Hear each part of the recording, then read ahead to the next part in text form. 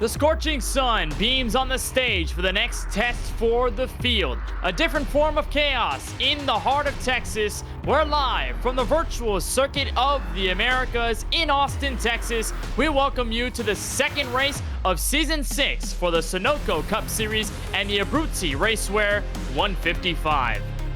Welcome to our coverage on Podium Esports. We're alongside Joe Peak in the broadcast booth. My name is Kenneth Bueno. Our producer tonight, Ryan Bauer. He's using cameras provided by Dougie Beer. Joe Peak this time at Circuit of the Americas, second race of Season 6 off of what was a wild race to start the year at Atlanta Motor Speedway. It's a different type of chaos. It's a fundamentally different style of racing. It's a big adjustment for a lot of these teams, and it's going to be one that might blow open the door as well. This is honestly one of my favorite combinations, putting NASCAR stock cars on road courses. And this is a doozy of a circuit to put them on. It's very, very technical, a lot of slow corners and a lot of heavy braking zones, which with this car that has a lot of weight underneath it, it's going to be hard to get it slowed down and turned around those tight hairpins. So expect it to really be a serious test of their prowess behind the wheel.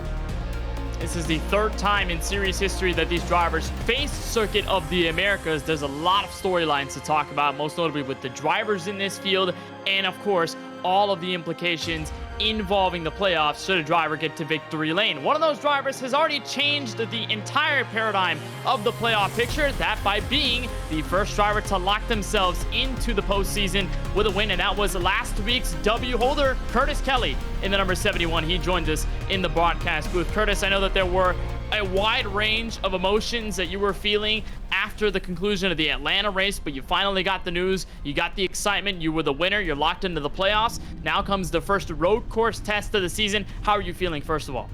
I think the big thing is just the peace of mind we got going into tonight. Without that win, a road course, especially with the turn one we have here at COTA, you never know what you're going to get. So being able to rely on having the win already, despite typically having pretty good road course performances, it's a good feeling. But we're still going to go out there tonight, have some fun, and see if we can get Fast Banana at least on the podium. So let's see what happens. Of course, always that motivation to keep winning races, even though you've already got that one to lock you in. I want to talk about the format for tonight's race and how you feel about it. I know that last season we did have a caution around halfway. This time we have a stage break, but it's not really a break at all. You get no cautions from lap 1 all the way to lap 46. So what are your thoughts on that, and how are you going to try and overcome that and try to strategically change this race to get yourself in a favorable position? Yeah, I would not be surprised if we see some different strategy calls going on at the end where we're not quite sure how it's going to play out. But I think the big difference this year with the full distance, no stage breaks, is the mental game of driving 45 laps straight in a heavy, wide, lumbering stock car at a track like COTA. It's a hard track to get right. You go off track and cut a corner, you got to come to a stop. And with some of the drivers out here, it's going to be a fierce battle. Certainly is going to be very fierce once you all take the green flag. But you mentioned earlier that weight off your shoulder about having this first win. You really don't have to worry about this track and trying to win all too much. Is that going to be the same case for every track in the season, or is it changing track by track and how you're playing it by ear or by feel? I gotta say, road courses are one of the most unreliable finishes, because one wrong move can really put you back. But we're going to be out there competing the whole season long and hopefully get some more playoff points. See if we get a W at some of these mile and a half tracks coming up. We've got a good start. You have that win at Atlanta. Now you go into the second race with a heap of momentum. Curtis, on behalf of our entire Podium Esports broadcast crew, thank you for taking some time to talk with us during this practice session. Wishing you the best of luck once we take the green. Well, enjoy the show tonight. Hope to talk to you later. That is Curtis Kelly, the driver of the 71, got the first win of the season at Atlanta Motor Speedway and has Fast Banana as a team at the top of the board. We'll talk to a driver who was kind of on the other end of things at Atlanta just 1 week ago, but is the points leader going into tonight's race. That is Zach Wilson in the number 54, or 51 rather, for RTR Motorsports. Zach, of course, welcome to the booth. What are your thoughts now as the points leader heading into race number 2? Yeah, we come to a tough track here at race number 2. You know, you get the unknown of Atlanta being a super speedway now. We put ourselves in a good position last week with some good stage finishes. Didn't quite finish the race like we wanted to. we had a pretty dominant car, and then ultimately it didn't work out, but we still come out with a top 5. But as we come here tonight, try to limit your mistakes, keep your car on track, and going forwards, that's going to be the best way to get a good finish here. We found some speed in practice, so I think we've got something for maybe a solid top 5 tonight. So that's the ultimate goal, shoot for a top 5. I don't think unless the leaders get into something that I'll be able to fight with those guys, but maybe able to pull some sort of strategy off here since we're not going to run any cautions. You mentioned limiting the mistakes and making a lot of adjustments from super speedway to full-blown road course here at COTA. How is that transition, and what is the transition like, and how are you going to try to use that to the best of your ability to stay on top of points? Yeah, with the way the schedule is this season, you have to be well-rounded. We cover a lot of different tracks. Next race after this, we go to a short track, so we cover it all here, and we'll just try to do our best to be up front tonight when it matters. Well, Zach, we certainly appreciate the time. On behalf of our Podium Esports broadcast crew, thank you for talking with us and wishing you the best of luck when we drop the green this evening. Yep, thanks, guys. That is the driver of the 51 for RTR Motorsports, Zach Wilson, currently the points leader, although we did talk to Curtis Kelly, the winner of the first race at Atlanta Motor Speedway. Well, Joe, we need to talk about one thing that is going to be big in terms of changes going into this season's race at this track. Last season we raced it, we went around the same distance, but we did have a caution midway. Tonight we do not. As you take a look at the full season schedule for 2023, we're going to have a lot of stuff after COTA that you will probably look forward to watching this year on Podium Esports, but tonight at COTA, it is a pretty big marker on how drivers are going to be road course racing wise and how they're going to handle this new rule change. Absolutely. Without the scheduled caution, that means that they're not going to get bunched back up. So as you heard one of the drivers mention, if they make a mistake, it is going to have knock-on effects the whole race. You're going to be playing catch-up on that. And if you overdrive these cars at this track, it only makes things worse. Not just because if you have another spin out or anything like that, or slowdown penalty, but because you can overcook the tires so easily. And frankly, it's steaming hot here today out on the track. So overcooking the tires is really the last thing you want to do because you're probably not going to be able to cool them down very easily. It's something that this track is known for, having hot track temps, and that's also the same for Texas Motor Speedway over in Fort Worth. But Joe, give us a perspective of what it's like to drive this Circuit of the Americas track and how it is behind the wheel of an X-Gen stock car. Well, there's very little downtime throughout the lap, I can tell you that. Yes, it has that long back stretch, and of course you've got the front stretch to help you out. But other than that, it's just constant back and forth throughout the entire thing. 20 turns here over the 3.5 miles that it runs. For the metric people, it's about 5.5 kilometers. They do have a pit speed lane, pit limit at 50 miles an hour out here, so it's a relatively fast pit lane, but it's also quite long, and it requires a fair bit of practice on that entry. Frankly, it's a hairpin with a barrier right to the outside. I've seen many drivers over the years overshoot it and literally plow into that thing and have the embarrassment of having to trundle down the pit lane to get repairs after that. So they're definitely going to have to be just cognizant constantly out there. And then on top of it, yes, it's a long lap, but with how many cars we have out here, the lap traffic is going to be even more of a headache than it usually is on an oval. That's true, and there's a lot of parts at this track, and we'll discuss it over the race, where you don't want to be side by side. You want to be single file, and so that might pose some drama, especially as we have this race go green all the way. Like we said, there are stages in this race. Technically, there will be stage points eroded after lap 20. However, there will not be a caution thrown. The field will go green from lap 1 to lap 45. We go just over 154 miles, just over 248 kilometers here in Austin, Texas. We do have 3 green-white checkered attempts if we need them. That's where we stood last week at Atlanta Motor Speedway. Big one for the field. No fast repairs if they get into trouble tonight. And this is all, of course, with a fixed setup. Everybody on the same playing field. And Joe, you brought up a very fantastic point about limiting the mistakes, making sure that you don't give yourself consequences for lap 45 at lap, let's say 10. You don't want to put yourself in that position where you are so far behind the wall, where you really have to make things up and you really have to play things drastically. As you look at Lawson Field, defending series champion and defending winner here at COTA, working through the gears on his Logitech pedal set as he goes for turn 1, qualifying just begun. And you can see locking it up quite a bit. Actually, did he blow his engine? He may have downshifted too much. Yeah, so he downshifted too early, and he's now damaged the engine. So no matter what, this is going to be a slow one. Lawson is in trouble come the race because it's hard to overtake here. Yeah, that is really true, especially the back of what's going to be a 38-car field as we have that amount of registered drivers in this session. Here's another one for 0G. This is Steven Stepien in the number 81.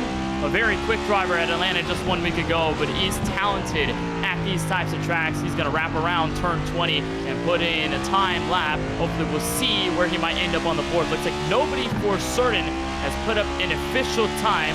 Stepien here will cross the line. And also, Joe, to mention about Lawson Peel blowing up the engine, that was the same fate he suffered in the race last week. And we know as a defending series champion, with the pressure that he has, blowing the engine on the first race, having to be pretty much on the back end of the field, and now probably starting in the back when we drop the green, it's a big one.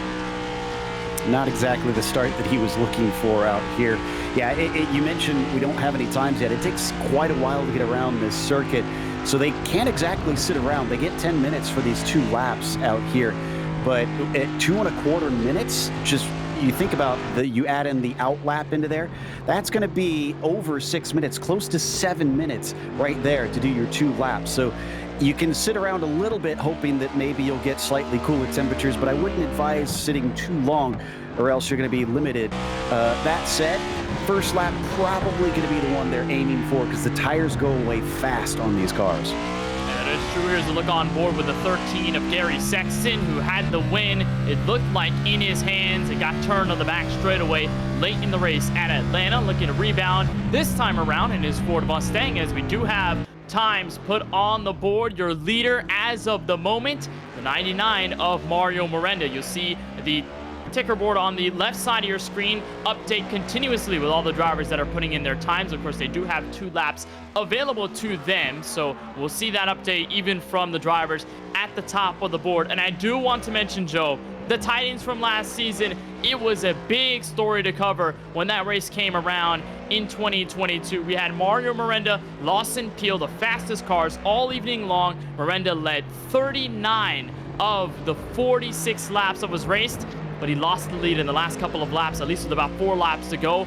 Peel took it away, held on to the lead, and won the race. Miranda looking for a lot of redemption here this evening with a brand new team and a lot of fire in that belly. Well, right now he's looking pretty good with that provisional pole as we're watching Ross Harlow now.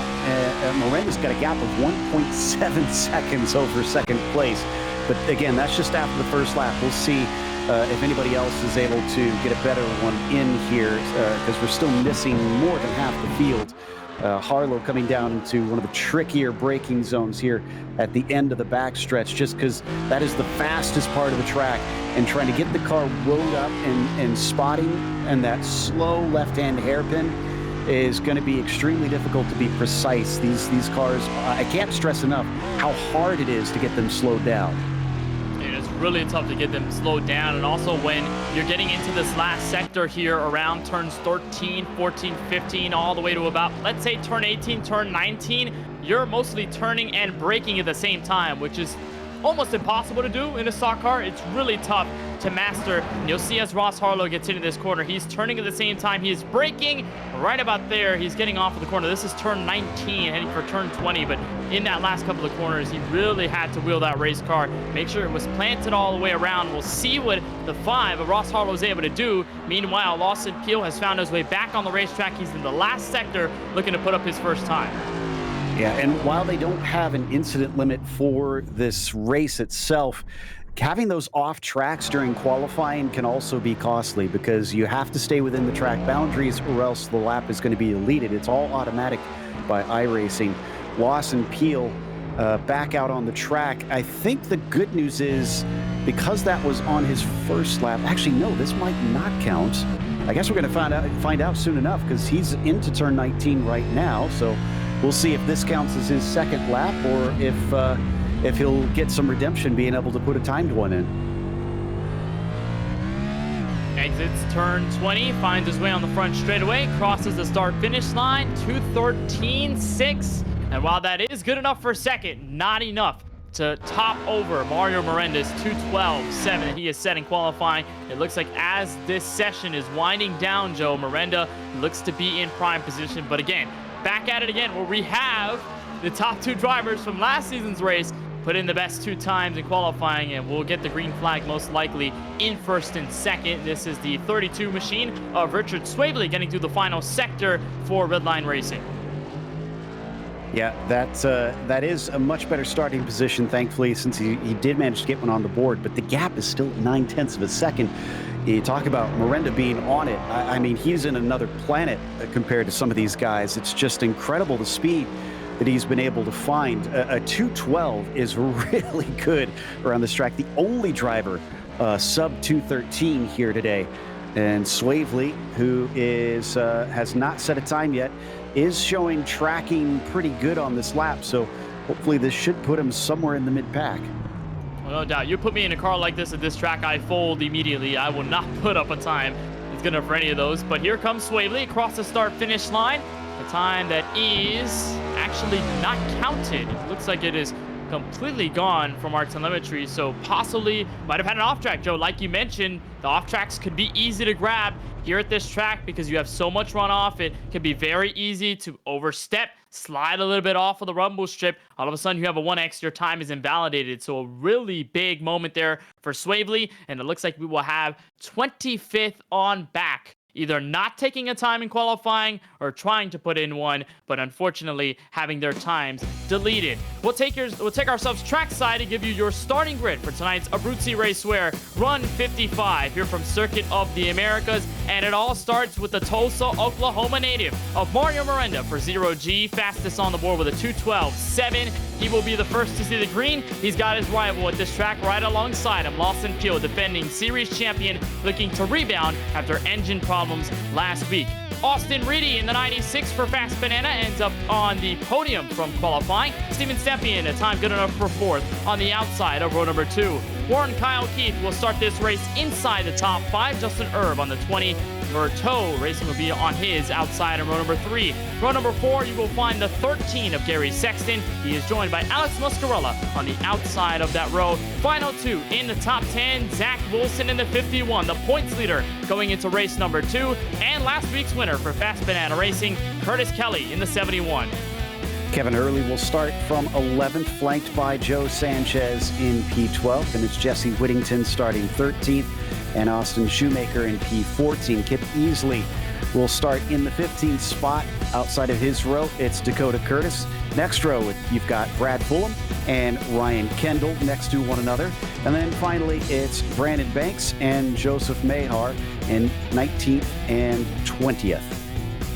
SKM represented by Justin Winters in 21st. Isaac Mark for Nitro Motorsports in the 47 on the outside of row number 11. These are the final 2 drivers to put a time in qualifying. Sean Kalis in the 43. Dakota Wilson in the 78. 25th, we'll go to Ross Harlow, first driver in the qualifying order without a time put up on the board. Richard Swavely for Redline Racing in the same situation. He'll be on the outside in row number 13. Travis Stevens and Bill Schoonover, the 2 and the 9, joined together in the 14th row. And then the last 2 inside your top 30. It'll be Wyatt Brackett in the 30, James Kunkel in the 3. 31st goes to Dustin Reeves. Then it's Chris Progar, 32nd. Casey Knighton will begin in 33rd. You've got Garrett Brown starting 34th position with Justin Miller in P35. Last couple are going to be Aaron Adcock, Charles Phelps, and Logan Sturgeon to make up 38 cars out there as they get rolling here. Kenny? They will get rolling. They do have a solid amount of time before they get to that start-finish line when we wave the green. One more look at our race analysis. 45 laps we go here from Austin, Texas. 154.35 miles, just over 248 kilometers. Again, our stage break will not have a caution flag. Stage points will be awarded for the top 10, but we will not slow the field down, so that's going to be big. And we go for 20 for the stage break, then 25 to end this race. Let's bring in our pole sitter, the man who will see the green first in a green car, the Ford Mustang. That is Mario Miranda in the 99. Biggest storyline, your dominance last season not rewarded with a race win. What changes here tonight to get your first win of season 6? Play it smart.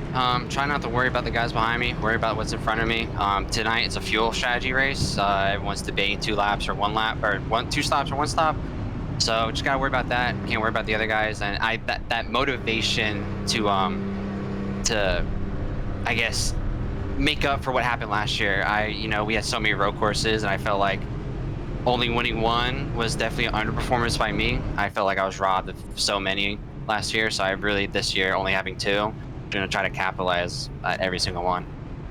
You mentioned last year after this race at COTA that you've had the pace and you've had the strength to go out and win these races. And I'm going to mention here that the lack of a caution at halfway, how much does that change your approach to get to the front near the end? And what are you going to try to do to put yourself in a solid position? I like it. I love that, I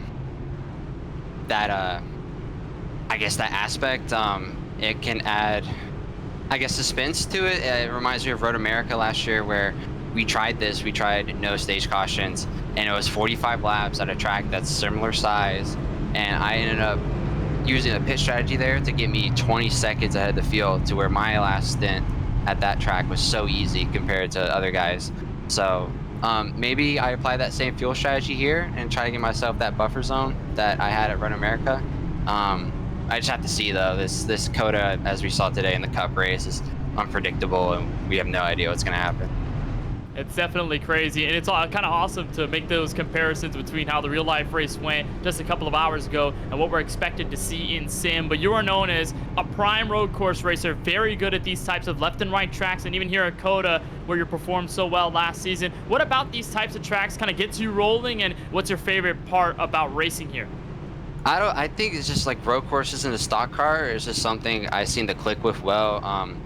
In real life racing, all we have here in Oklahoma, if you don't want to do dirt, you don't have asphalt ovals to race on. You're kind of forced to do, road. So, coming karting, it was all road courses. And then now legend cars, it's all road courses. And I'm able to apply what I learned here into real life and what I learned in real life to here. And I just love kind of these bulky cars at road courses.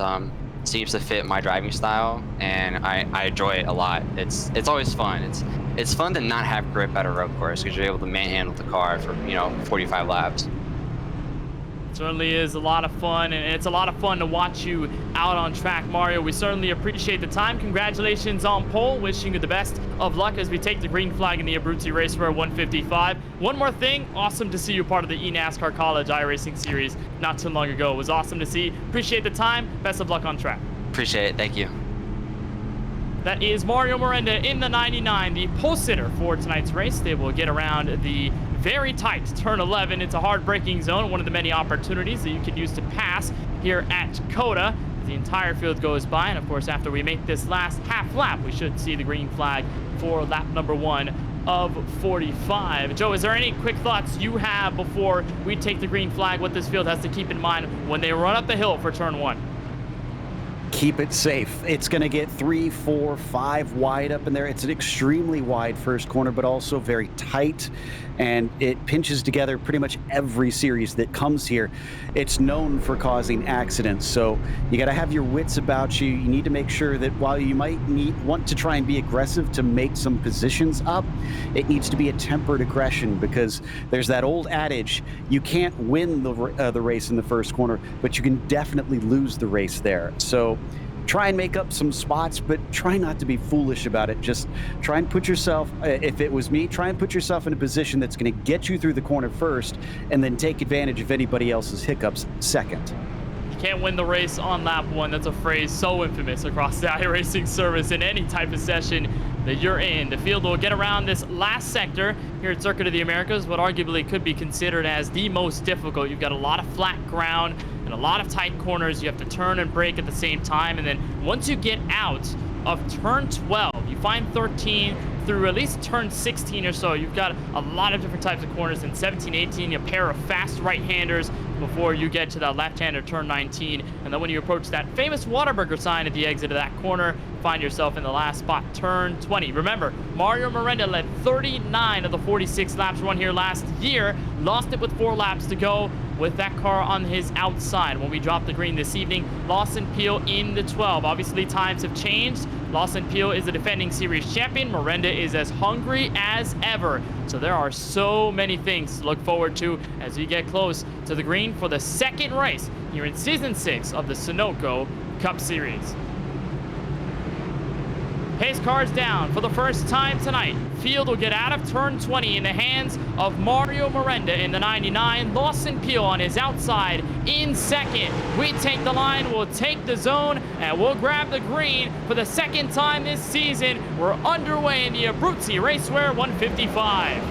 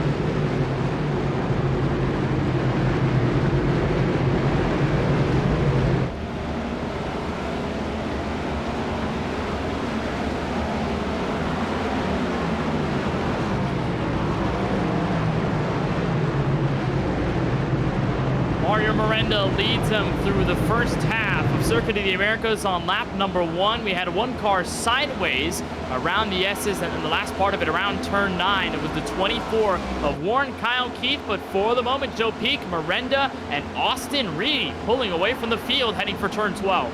Yeah, Lawson Peel doesn't seem to quite have the pace right now to keep up with Austin. He's been dropping back, but Keith basically suffered from something that you're going to see a lot probably today, which is throttle control. It's very tough to try and get these things spooled up and run off of the slower corners because first gear has quite a bit of grunt underneath it. So you kind of have to feed them in, and even though it wasn't the slowest of corners there, up and over turn 9, he still just goosed it a little too much. Something we'll see. Drivers getting loose, and with this hot track temperature that is probably going to continue to stay at its level at around 118 where it stands right now, really have to be careful. For the 24 found himself in that little mistake. It puts him all the way back to, I believe, 20th on the racetrack, just settled behind the 54 of Brandon Banks. Not entirely the worst case scenario, but obviously not the place he wants to find himself in so early on in this race. There's a look at Lawson Peel, the Chick-fil-A colors on his Chevrolet this evening. And we talked about the consequences he faced after being in the pack so far up at Atlanta Motor Speedway. Had an engine expiration and then had to just sit that one out. Had the car repaired, made some laps, but it was so many laps down that he had to settle for pretty much under top 30 in that race, and tonight might just be the comeback where he could be able to lock himself into the playoffs as early as race 2. But like you said, Joe, not a lot of speed in the opening laps. We'll take a look at what happened with the 14 further back to the field. Just a little bit too much speed through the corner. Mid-corner is where that one went wrong for him this time instead of off of it. And you can see he just went straight to the Armco. Thankfully, he did the right thing here. He waited very patiently for a nice big opening to get going. Early in the race, it's always so tempting to get the car back and on track. But in road racing, you have to make sure that you're clear before you get back onto the racing line.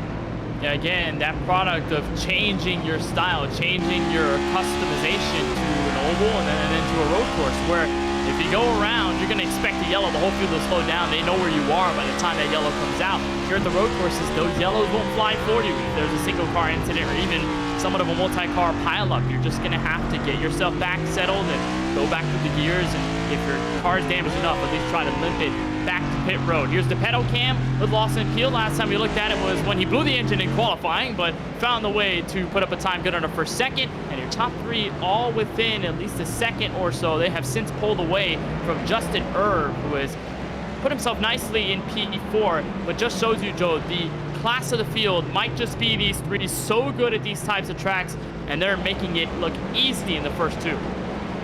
Yeah, and here we got a nice little side-by-side battle between Stepien and Muscarella for 6. Stepien looks like he's going to lose out a little bit. A 48 covers him off here into turn 19. Yeah, that pedal cam actually extremely important at a track like this. Not something you'll see a lot of at other circuits where they have to work that clutch and throttle all that often. It's more just about being smooth on your inputs, whereas here you are doing so much all the time. Muscarella, though, slow off the final corner, and Stepien might be able to get this back as long as he doesn't overshoot it here into turn 1. Stepien driver for 0G, Muscarella the driver for SKM. They're going to bring in a third car, maybe even a fourth. That is Zach Wilson and Curtis Kelly, two drivers who are on pretty opposite ends of the spectrum when it came for the race win last week. Wilson was in a pretty good position to get there, jumped the restart with James Conkle on his inside and caused a little bit of a debacle there. Race control had to make that decision. They gave the 71 of Curtis Kelly the race win. As a result, for Wilson, here's a look on board, the bottom right of your screen. So far doing nicely of himself. Muscarella, though, will go sideways right in front of him and just on the front bumper of Curtis Kelly. He's able to save it, drops a couple of spots. That could have been catastrophe for the 71. Luckily, everyone escapes mayhem. Yeah, he's honestly really lucky that everybody was so heads up in that situation, and that he caught it, frankly. Is behind him, Whittington versus Sanchez. I think maybe Whittington's got this one, unless Sanchez is strong off the corner, and nope, he is not. Just went off into that AstroTurf, unfortunately, and couldn't hold on to it. It has been a nice move up through the field so far over the first 3 laps for Jesse Whittington. He's got a +3 since starting in 13th, now in the top 10. Just might lose one here, though, with Sanchez on the inside for turn 12.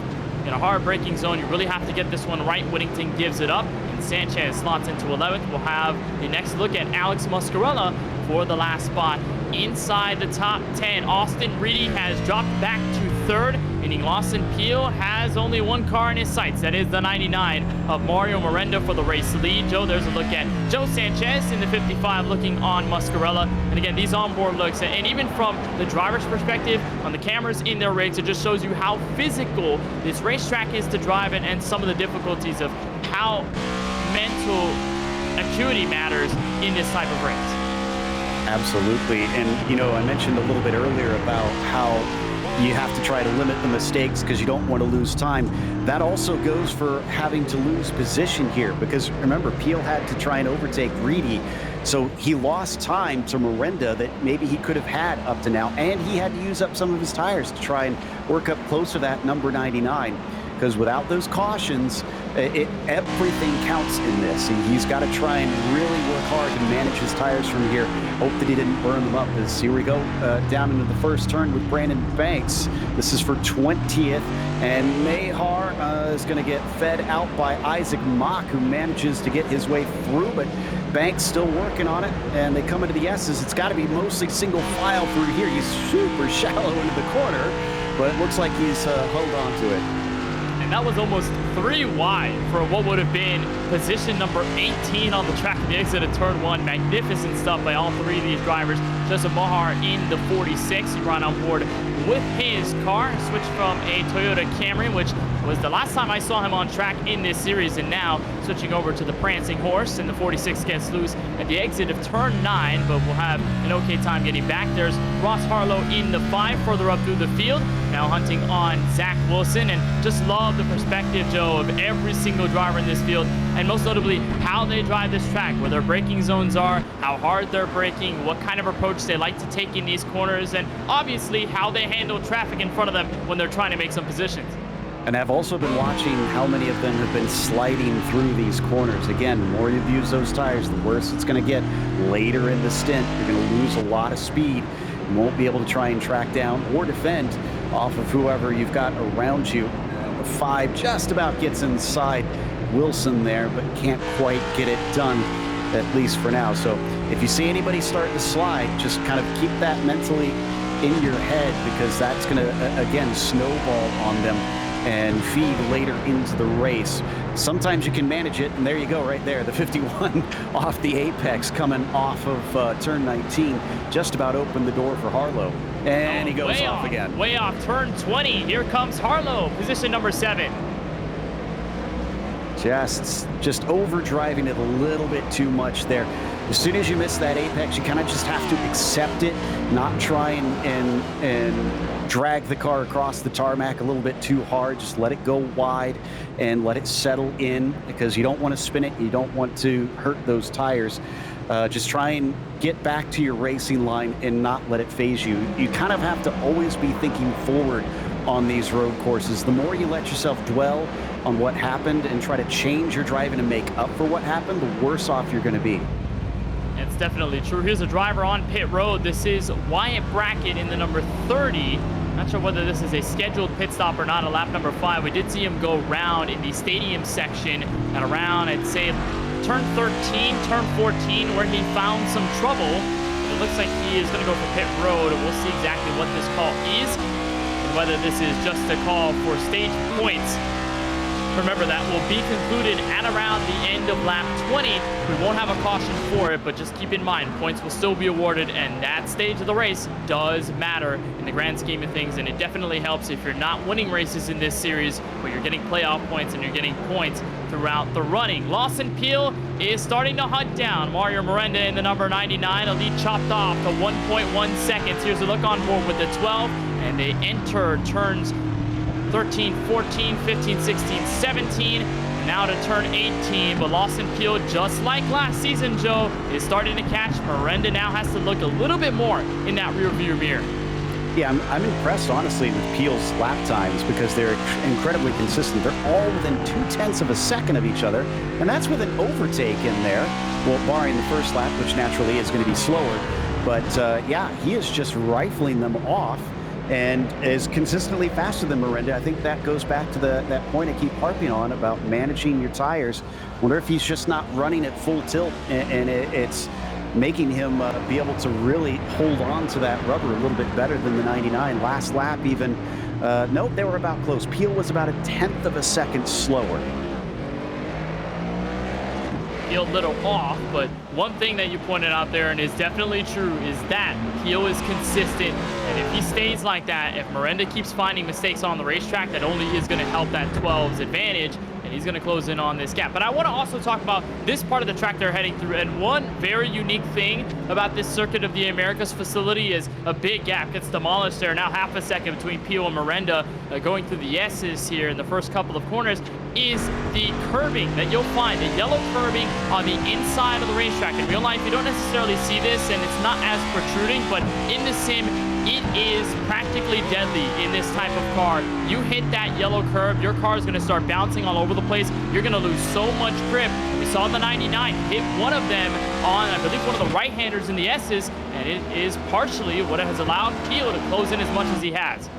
Yeah, when they scanned this track, it was for basically the road racing arm of NASCAR, IMSA, and IMSA used those pyramid curves. And you're right, they are nasty. Just about every car that you try and race on them, you basically want to avoid them at all costs, because they're going to chuck the car into the air.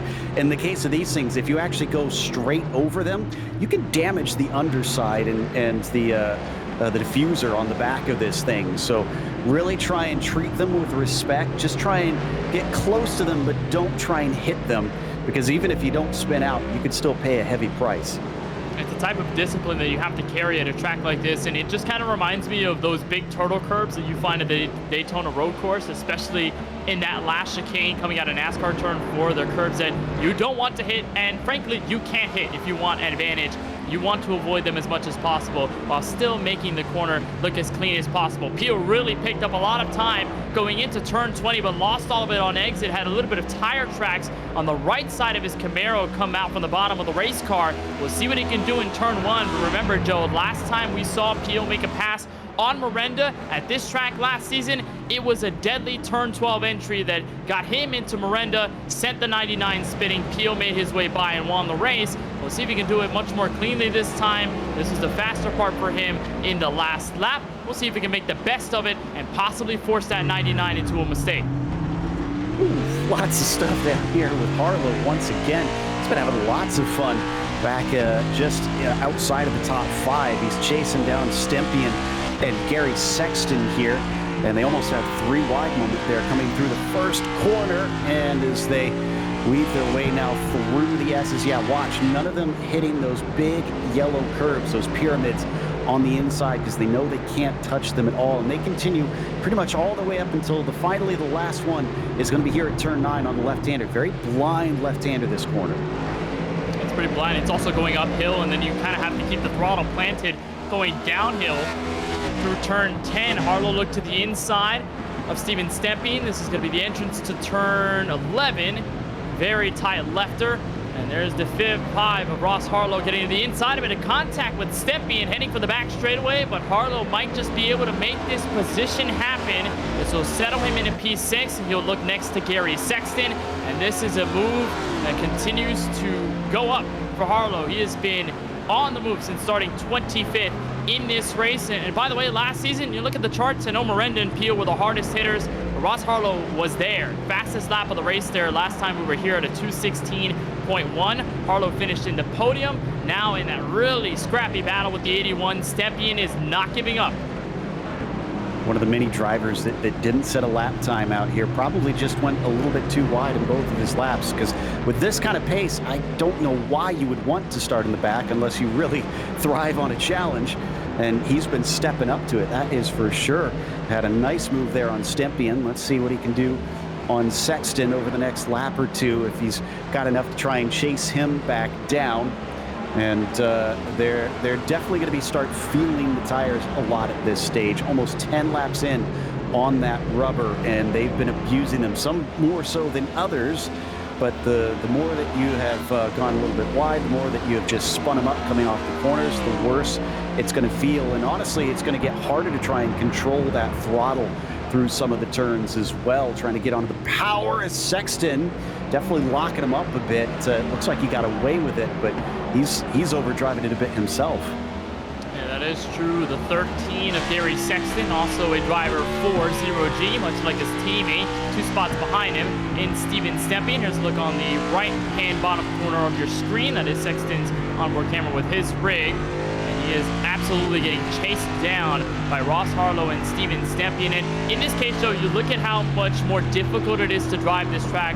And a big point that you made, once the tires start to wear, when we get to lap 10, lap 15, lap 20, 25, and so on, getting to the end of this race as Harlow goes way sideways, turn 10, but will keep his foot in it and will dive hard on the brakes. For turn 11, he might just have this pass. He does. Harlow punts his way to 5th.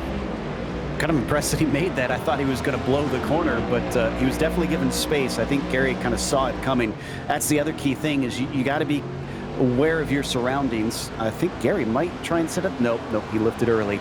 Gary's not interested in trying to pass him back. But I was going to say, you have to be aware of what's going on with everybody else around you as well, because yes, you could try and cut that driver off. You can try to chop down and take the apex away.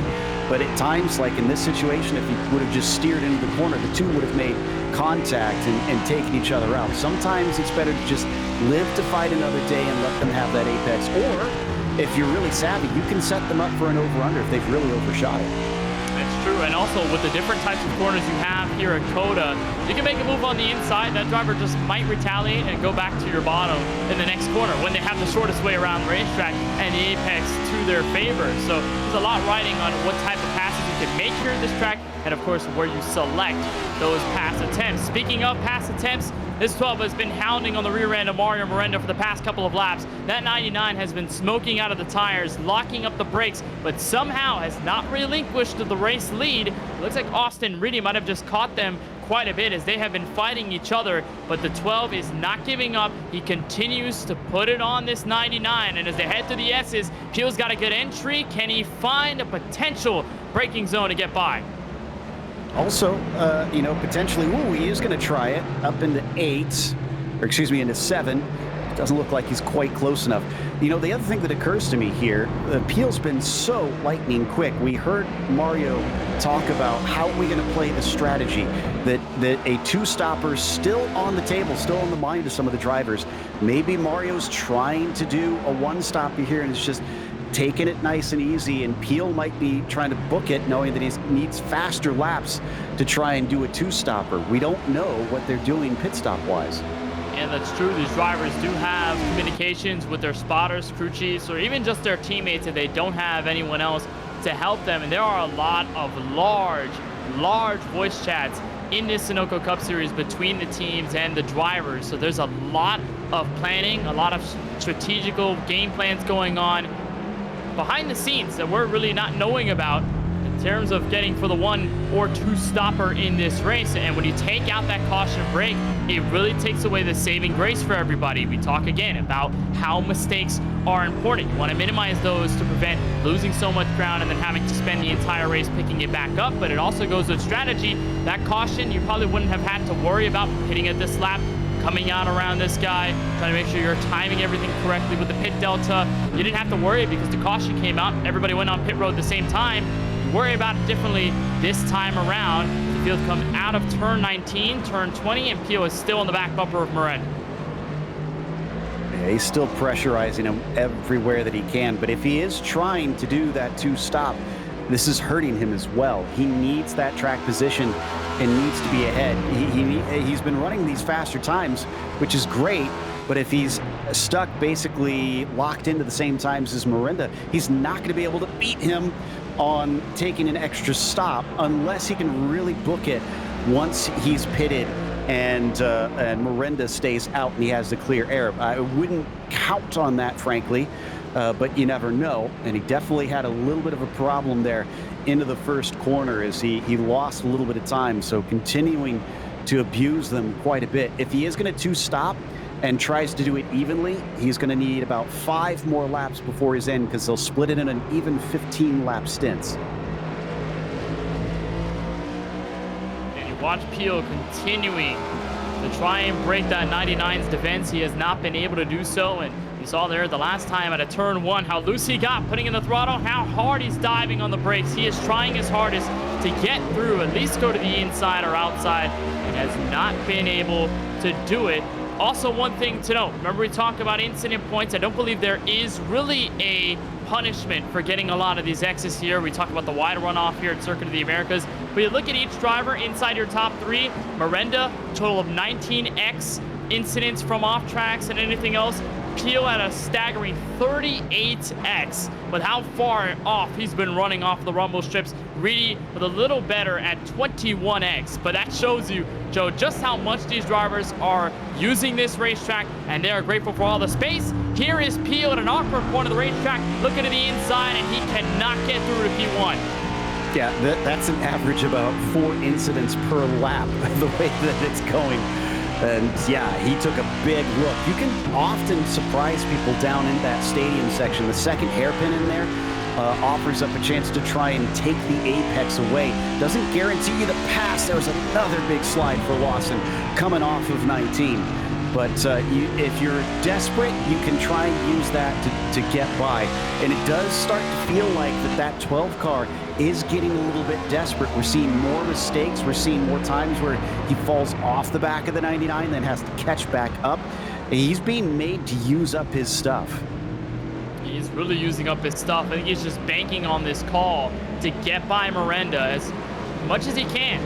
As there's a lap car, Justin Miller, giving these guys the freeway coming into turn 2. So Miranda chirped over the radio, said thank you. Now they'll be moving through another lap car quite soon. That will be the 68 of Ryan Kendall. We should expect him to also get out of the way, be a little courteous to the top 2 on the racetrack as it stands. But you're right, Pio is pushing as hard as he can, and it might just work based on his call, but it could just go drastically wrong based on what he's doing and how hard he's pushing the car, because one mistake sends you out of contention for the lead. So Pio is really banking on his driving ability to get through as he goes wide at the exit of turn 10. We'll dive on the brakes for turn 11, and I think this is the best part, Joe, to catch lap traffic. This is the long back straightaway. Ryan Kendall can give way when they get to the braking zone. You know, the other thing, too, that he needs to think about, if he winds up on the same strategy as Miranda, as we're going to take a replay here of Dakota Curtis in the number 10. That's not exactly the racing line, up and out of turn 10 there. And let's see, does he have a problem off of the left-hander? No, not quite yet. Thought there was some sort of issue here, but so far so good. Looks like maybe just had a lot of really far offs there, unfortunately, for that period. So plenty of drivers abusing that, unfortunately, for now. But I was going to say, so if Peel finds himself on the same strategy as Miranda, he needs to use what we call the undercut. If he comes in a lap early, he needs to try and do that, get out and do some really fast laps on that fresh rubber. That one lap that he's got, maybe two, depending on when he tries to call it, over Miranda, he can manage to run faster laps. Miranda still on the old tires will have to come in and pit, and when he comes out, he will lack the track position. We've already seen between these two, it's looking pretty tough to overtake. So if he can put his car in front, he can try and manage his tires. Yes, they'll be slightly older, but as long as he just runs his racing line and focuses on not making mistakes, then that could be the thing that gets him the position. It's going to be interesting to see here, Joe, whether these two take alternate routes, whether Peel is going to go drastically under or over, or whether Miranda stays out till he runs it dry.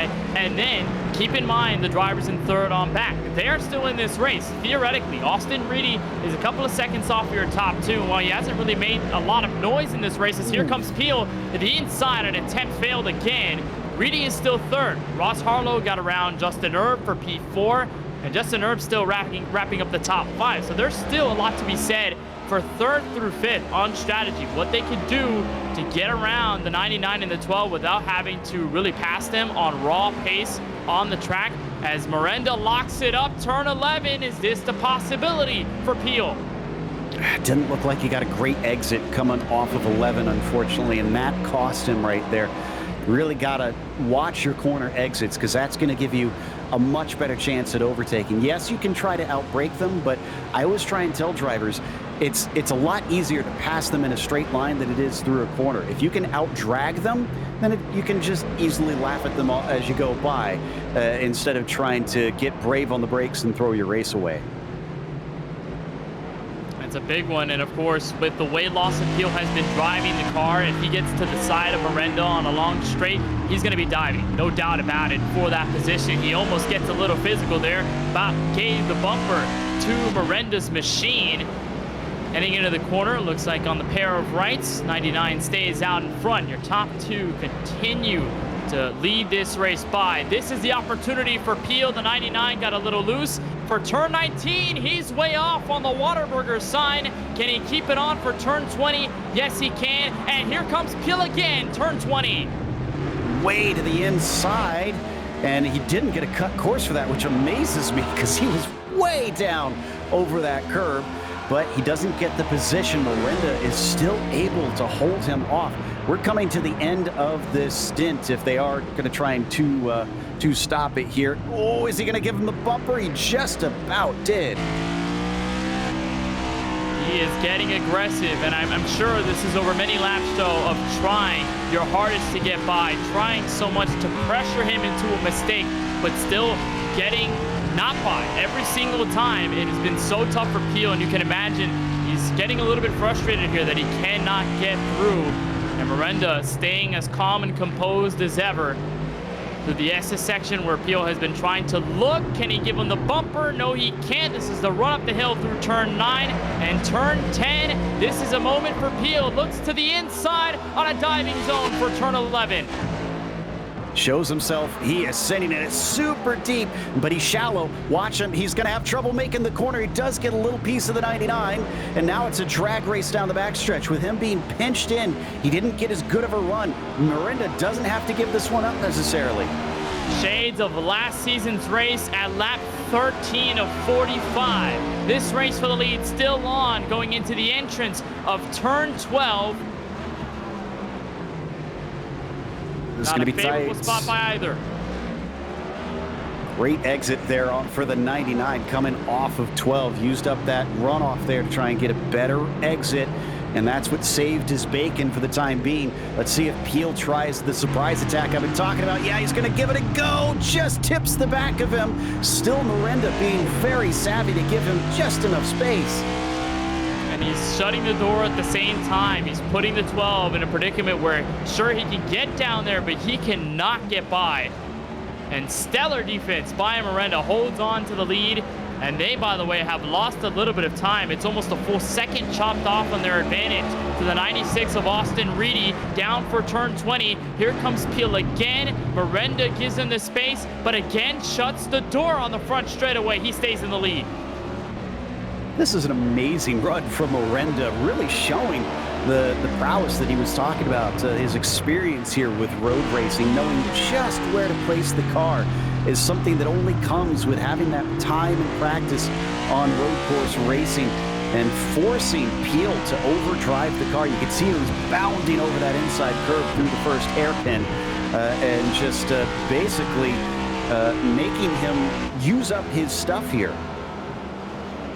And Peel, of course, doesn't want to make the same mistake that he made last season, where he dove so hard into turn 12. He made contact and spun Miranda around. Of course, these drivers have a lot of respect for each other. They want to be as clean as possible. But with the way Peel is driving, he's making it look like that's not the case. And Miranda so far has not broken, and it has been an unbelievable battle. By the way, Joe, we're not even at the first round of pit stop. So what happens after strategy here? These drivers are fighting so aggressively like it's lap number 45. It's only lap 14. Peel almost overdrives the entrance of turn 11. But it has been unbelievable to watch. And now when you think about how strategy comes into the mix, it's going to get a little more intense for sure. Oh yeah, it's going to throw things on its head out here, especially if we get people trying different strategies. Just being off by one lap can affect it greatly. And man, using up even the AstroTurf on the exit, that's very brave of them, because it doesn't offer as much grip, but they're finding it under braking. Another little hello there from the 12 coming into the stadium section. All they need is just a slight different strategy from those around them, and it can shake things up. And frankly, if you're having trouble like this, you might as well try and do something different, because if you can't beat them running the same strategy, then you gotta do something. Well, that is true, but then you think about Austin Reedy, Ross Harlow, Justin Earp. Do they go undercut? Do they go overcut? What do they try to do to get around these two that have pretty much put themselves in their own league? You also have to think about how alternative they want to be on this call for the pits. Of course, we cross for lap, what's going to be lap 15 of 45. So far, nobody's even peaked at pit road apart from Wyatt Brackett. Meanwhile, near the back of the top 10, nice battle between the 55 of Joe Sanchez from Drinking Bros Racing and last week's winner for Fast Banana Racing, Curtis Kelly in the 71. Here's a look on board from the 71 and his Chevy Camaro. Yeah, I'm keeping my eyes on that pit entry to see if we get any early stoppers on this one for a two-stop strategy, especially those who get caught behind like we see with Joe Sanchez here. And into the braking, neither of them are going to dive down into that pit lane, and Sanchez not as close as we've seen with Lawson Peel, or at least not willing to try and make the same moves, it appears. Wants to be a little more patient. Dares to look at Peel again, looking on the inside for the S's. And boy, this battle only continues to grow more intense by each lap. But Miranda has kept his cool. He's been able to hold on for the lead. Now it's just a matter of what Miranda and Peel do in terms of strategy, because we are getting close to that halfway mark. And also think about it as well, Joe, in this position, both of them are going to get stage points. Of course, one of them is going to get playoff points by winning the stage once we cross the line at lap 20, but because they're so far ahead of third on back, they can kind of do this a little bit, give themselves a little bit of a leverage to fight, or just have a little bit of fun out there and still be way out in front, still be in a nice spot to gain those points. And for Miranda and for Peel in this case, with the way last week went at Atlanta, they sure definitely do need those points, as Peel almost gets to the back bumper once more. Yeah, I'm honestly impressed with the way that they pulled away from Reedy, because they've been going at it hammer and tongs here. Another little look from the 12, but I think at this point Miranda kind of knows to expect it, knows exactly how to rebuff him, so it's just not working. Usually when they're fighting this hard, those behind them are going to catch back up and become a threat, but they have been basically leaving everybody else in the dust here. All right, here we go. We're coming up to the pit entry. Turns 19 and 20. Will they peak? No, they won't. They'll stay out an extra lap. As they cross for lap 16. Peel getting awfully close. We look back for third. Austin Reedy also not pulling the trigger.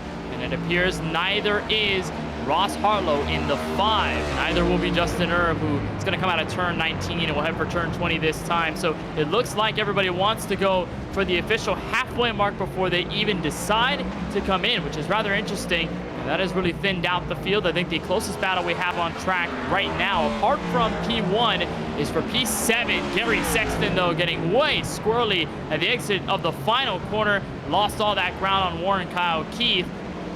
And then again, looking at the top 2 as they close in on lap car Charles Phelps in the 75. Charles has got to be heads up here, and I think he is, because I see him already kind of checking up as they approach. But this is through the S's. Usually don't want to try and let cars by through here. Now he's got a really good opportunity. Yeah, just going to let himself go wide, and that's good sportsmanship from the 75 to try and let them through and not interrupt their race. But it doesn't help Peel like he's hoping for. Usually, if you're having trouble getting by another driver, you actually look forward to that lap traffic, because that can check them up in a way that was atypical to what you've tried before, and offer up different opportunities and catch them off guard.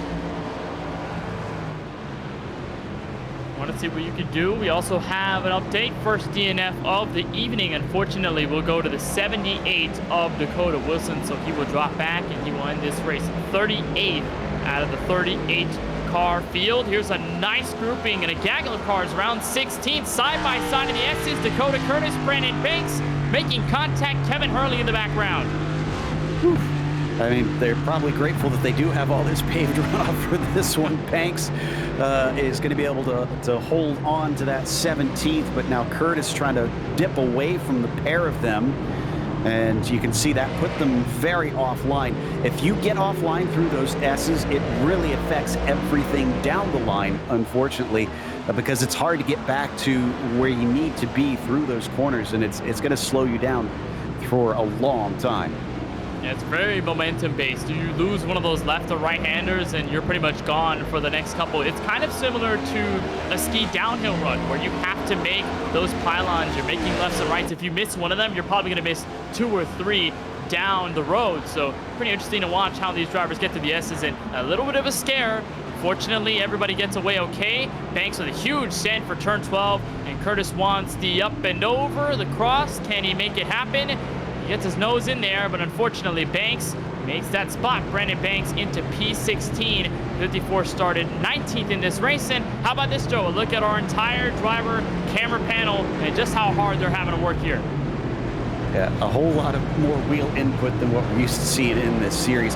I can't believe that Banks made that corner. I thought he was going to be sailing by, and Curtis would get back into that spot. Hurley instead actually overtook Curtis for that position while we were checking out this wall. So that puts Kevin into P17 for the time being. So you see them now coming off that final couple corners, and that was the car of Wyatt Brackett that you saw kind of go by the screen ahead of them. Watch some more battles through the field. Again, this is Kevin Hurley in the 25, looking now on Brandon Banks in the 54, entrance for turn 1. We'll see if the target machine can do anything. Hurley also finished inside the top 3 last time we were out here in the Sunoco Cup Series at Atlanta. Bobbles a bit the entrance of turn 1, but a textbook pass. 54 and have to do a little extra work here in the S's to get by the target machine, which now slots into 16th. I love the view of the driver wall, Joe, first and foremost, because obviously you get a look at how they're having to deal with this track behind the wheel in their own sim rigs, whether it be through VR, direct drive wheel, a more similar setup to an average user. It's so cool to watch all their setups, how they're driving this track, but also just a differentiator in Lost and Peel from everyone else. Only the pedal cam, all suck on the pedals. Everyone else with just the normal face cam with their hands on the wheel.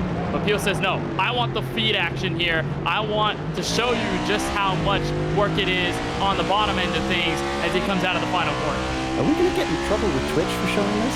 Oh, boy. I hope not. As they come up to the first corner here. Yeah, still hovering at that 0.3 of a second behind Miranda. Now, I haven't been watching this closely, but it does feel like he has cooled down a little bit, that he's not fighting it as hard. And I'm understanding we got our first car in for a scheduled stop. That is James Conkle in the 3. Remember the story that he faced at Atlanta last week where it looked like he picked up his first win, locked himself into the playoffs, but then race control deemed him with a fault on that last restart. Unfortunately, got that win stripped away. Here he is, though, coming out of pit road. The green, blue, and black Aflac machine, similar to the colors that Carl Edwards used to run back in the day in the NASCAR Cup Series. Blends right in with Ryan Kendall, drops back to 36. Pretty early pit stop here at lap 18. This is, of course, expected with the drivers in the back. They want to try their best to gain track position through strategy, even though they're kind of looking at their spot and seeing where they are relative to everyone else. I think, though, Joe, to your point and to what you said, Peel has definitely slowed down the aggression. I think it may just be because he understands now we're getting around halfway, we're getting to the stage break, strategy's coming into play. He'd rather focus on his pit road entry and all the strategic things that go into that, other than just trying to pretty much punch his way through Miranda to get to the first spot. Yeah, exactly. He gave it a good go and just didn't seem to be there.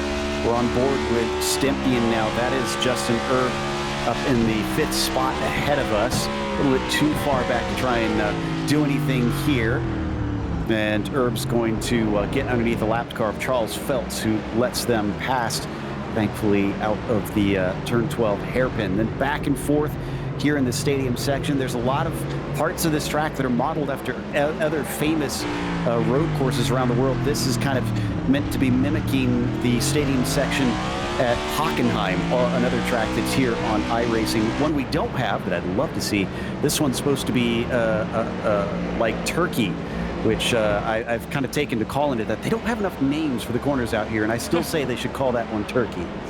They should have names. I love the identity of names of like Watkins Glen or Road America, or even in some cases the Charlotte Roval, where you could have some names that gives it a little more identity. But Circuit of the Americas is a very technical track. It is so fun to watch these drivers right around here. Here's a look at Brad Fulham in the 19, currently 29th, and starting 17th. Not the greatest start of this race, at least in terms of the first half. We're going to look to pick things up with pit strategy, and of course as we get to halfway in about a lap or so. In this track designed by Herman Tilke, who also designed Sepang, Shanghai, Yas Marina, Istanbul, Bahrain, you name it. He has pretty much made so many types of circuits, and then building this one in Austin when it was open back in 2012, hosted F1, and then of course NASCAR coming here over the past couple of years. It's been so cool to watch this track over the years and to watch how NASCAR has sort of embraced that road course style and racing here as well. I did find out last year that they did give a name to at least one of the corners here. Okay. The first turn is called Big Red after the owner. So that was pretty cool, although disappointing because one of my peers, DJ Clark, had dubbed it Phil Hill, which I felt was a lot more appropriate. It sounds, I think it rolls off the tongue a little better. Phil Hill, kind of sounds like a rap in some cases. Here's Stempien underneath Justin Erb. This is for the last spot inside the top 5. Remember, we are now approaching the end of our first stage. Again, no caution will be thrown. Field will not be put behind the iRacing official pace car. We're going to keep this race green, but we are going to award points to everybody first through 10th. Stempien looking to grab an extra point here on the Home Depot machine. Warren Kyle Keith, huge send into turn 12 out of nowhere. Well, it unfortunately sent him off the course, and he didn't get the spot, so 24 is going to stay put, at least for the time being. Bit of a rough race for him. He lost 15 spots at the beginning. I'm trying to see where exactly is he right now, though.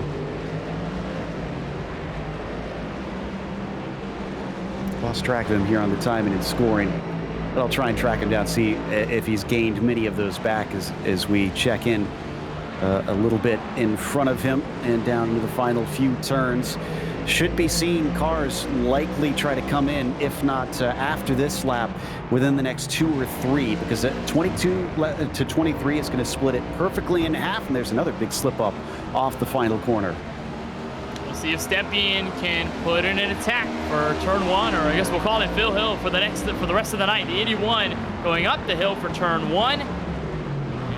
Not get there, gonna go for the outside. I think we'll try the crossover here on the 20 of Erb. It looks like it might work. Again, this is 4th, 5th on the racetrack. They did cross the line for 20, so we do have points that will be awarded to everybody inside the top 10. Stempien still looking to get by, but of course will not make a move this time in the S's. It's so hard to do so. This track very narrow at this portion, so you really have to be careful. Leaders now coming apart through lap traffic, though. 99 and Miranda getting through Garrett Brown. This is on the back straightaway. And then you have a couple of more cars in front. The 6 of Dustin Reeves and the 19 of Brad Fulham, that monster car that we were looking at just a little bit ago. This has opened up the gap between first and second quite a bit. But now, Joe, as they've already pretty much gotten their stage points, now it's all about strategy, what they can do for that checkered flag and a spot in the playoffs. Absolutely. And I did find out Warren Kyle Keith made up a lot of the spots that he lost. He is now only down 2 from where he began in P7 as we continue to watch Miranda. The way the racing is going, if I was Miranda, honestly, I'd probably pit this lap because that will force the hand of Lawson Peel. Yes, he might have slightly older tires, but Lawson it would either have to go a lot longer, lose a lot of time, and hope that the tire difference will make it up, or he'll have to mirror him. We'll see what they do out of turn 19. No one going for the pit lane. We look for Austin Reedy, who's in third, now coming out of the penultimate corner, and no calls. Lap 20, I think a big mistake there by Peel, got loose. Look at the gap now, 1 second and counting for turn 1. Really spun them up. It's up to 1.2 seconds. That's the biggest gap we've seen since probably about lap 5, I think, of this race. So we'll see if Lawson can continue to reel him back in. If the pace is still there, if he can, that's actually really bad news for Miranda, because basically that means that Lawson is managing this race at this point. But if he has trouble catching him back up, then that's exactly what Miranda needs.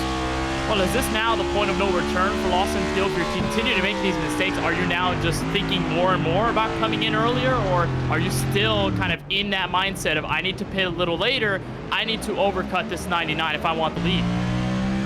If it was me and I was on the 12 team, I'd say pit now. I'd say pit as soon as you can. And if the 99 does pit this time, then yeah, you probably will need to try and go a little bit long, just to have some extra tire at the end. Yes, you're going to lose time, but then the difference in tire should hopefully make up enough that you can try and be quicker at the end of the race as we come back into the stadium section here with the 26 and a nice little fight towards the back. Logan Sturgeon going around Mahar seems to have made a mistake, and he's going to give that spot up. They've got a third car in this group as well, maybe even a fourth. Bring in the 2 of Travis Stevens. Here he is, currently through at 23rd. And then Casey Knighting, that 84 car, not too far behind in 26. So a little nice quartet around the back end of the top 25 or so. We'll watch this battle, and we'll see, of course, their strategies as it all unfolds and as they come out of turn 19. Nobody again, so they are pretty much stretching it past halfway.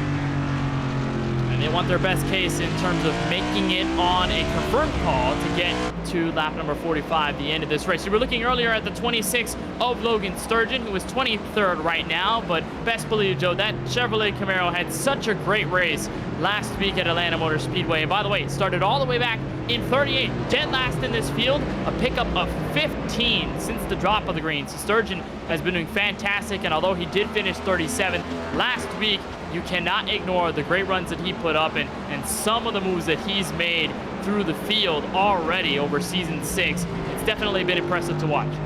Yeah, I mean, really slicing through the field with Sturgeon-like precision. As we've got Ross Harlow in, so that's one of our front runners. He is going to try a little bit of an early stop. Remember, 22 to 23 is the halfway, and this is lap 21 to 22 that he's pitting. It's an interesting call by Ross Harlow in the 5. We'll see exactly whether this pays off. Harlow, of course, one of the members of SKM, Second Keith Motorsports. His teammate just staying out this time by Warren Kyle Keith, who has now put himself in a 5th. By the way, he is hunting on Justin Erb for what's going to be 4th on the racetrack, but Harlow appears to be the only one in. I don't see anyone else coming in this time by, so a very big undercut, a very big one by Ross Harlow, and it may just be a matter of time on whether this call could work. Because think about it, if you're Ross Harlow, you're so far back from the top 2, this just might be the only option if you want 1st or 2nd right now. As here's a look at Warren Kyle Keith putting the pressure on Justin Erb.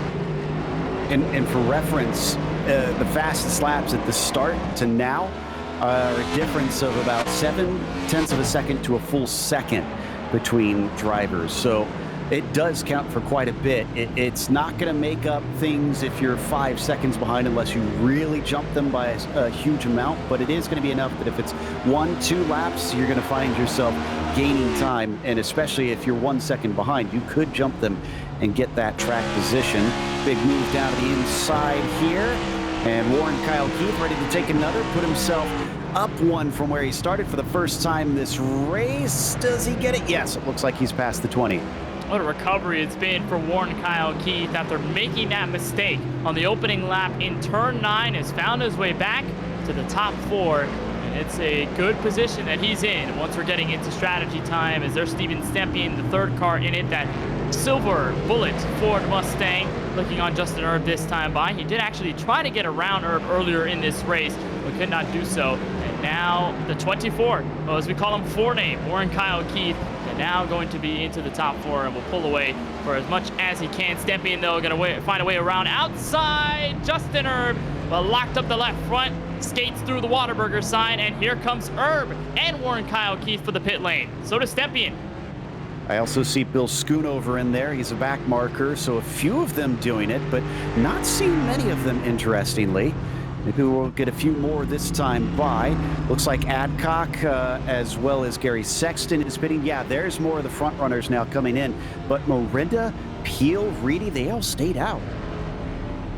Your top 3, confident in their call, and so is Curtis Kelly, who's now going to move into 4th as a result of him staying out this lap. We did have a couple more come in, one of them being Richard Swavely, Zach Wilson, looks like Jesse Whittington now getting into turn 20. He's going to go for the pit lane entry, which is pretty hard to get into if you try to maximize it a little bit too much. You're in a hard braking zone. You don't want to lock up the brakes and end up in those tire barriers. And that's a big thing, and you don't want to trash your car, especially knowing that there are no fast repairs. It's a waiting game for the top 4 or so. All of them have not pitted in this race. Ross Harlow was now taking over 5th. He was the first one to pit out of everyone. So we keep an eye out on Miranda and Lawson Peel. What they're going to do, they're going to head through turns 13, 14, 15, 16, 17. And then it's just that little stretch before they make the left for turn 20. Peel way deep on the brakes and almost got into Miranda. And he loses control of the back end of the car, so that's going to set him back. But I will say, one thing that I've been noticing is that Peel seems to be able to gather the car up to Miranda almost at will here. And he has been trying a little bit hard, and maybe now it's finally losing so much grip that we've been seeing too many mistakes. Are they both going in? They are both going in at the same time. So no alternative calls. Now we wait on Austin Reedy, who's now getting into turn 19. But your top 2 leaders in for the first time. 96 is going to follow. Top 3 all in. Curtis Kelly, the next one to make that decision. But it's kind of weird, Joe. We were probably expecting Peel or Miranda to do something different just based on where they were around each other. They're coming in at the same time. They're going to have to race out at the same time. No mistakes. It's got to be crucial here. Absolutely. And don't forget, they're going to come out on cold tires. It's going to take a little bit, maybe about half a lap to really get them up to temperature. So you have to treat them nicely, especially since it's right into the braking of turn 1, a hairpin up here at the top, and you're coming in at a different speed. So you got to know exactly how deep you can take it here, which in this case looks like Lawson Peel does not know because he went way off to the outside. And a very big pit stop for Austin Reedy at a 16.4 second stop. Waited a little longer. He's dropped off significantly from the top 2, but this might just be the lead decided.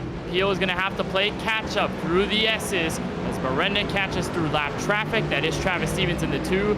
Not too far behind, but with this, that means every single driver in this Sunoco Cup Series field has gone down pit road. We're more than halfway through the Abruzzi Racewear 155 at Circuit of the Americas. Don't go anywhere. We've got more on the other side here on Podium Esports.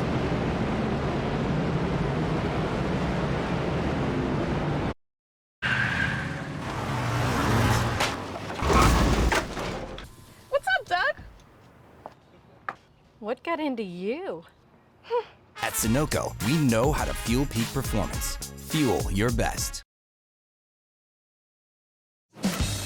Fuller. Yeah. Needed F-150 for Smith build. Got it.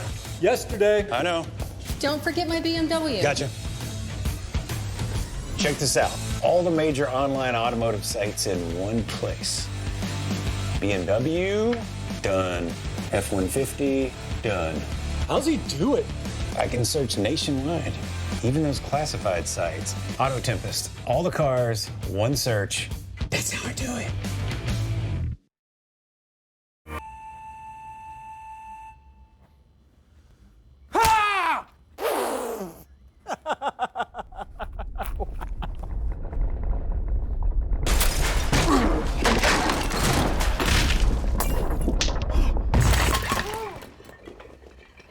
What got into you? At Sunoco, we know how to fuel peak performance. We've been doing it for American racing for over 50 years. Fuel your best. New face at the front of the field after 25 grueling laps of trying to get around that black and green number 99 defending series champion.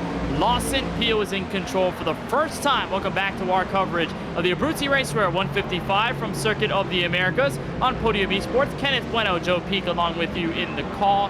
And Ryan Bauer is our producer this evening. He's using cameras provided by Dougie Beard. Joe, take us through this last couple of corner stretch that gave Lawson Peel the lead.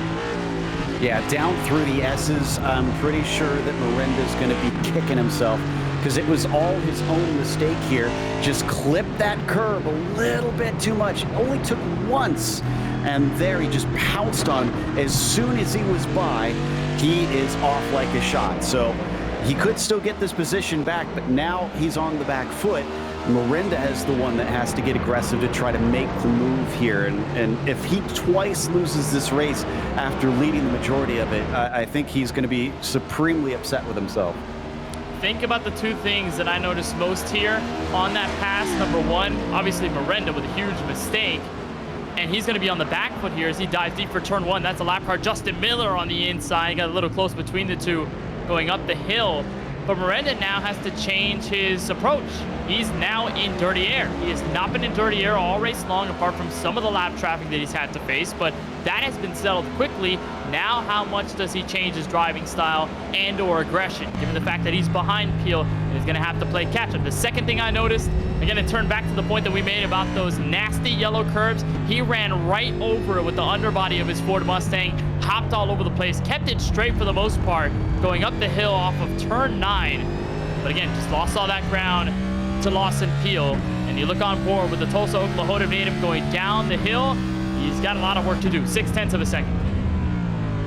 Indeed he does. Ooh, he's going in way too hot. Way too hot. He's all the way to the outside.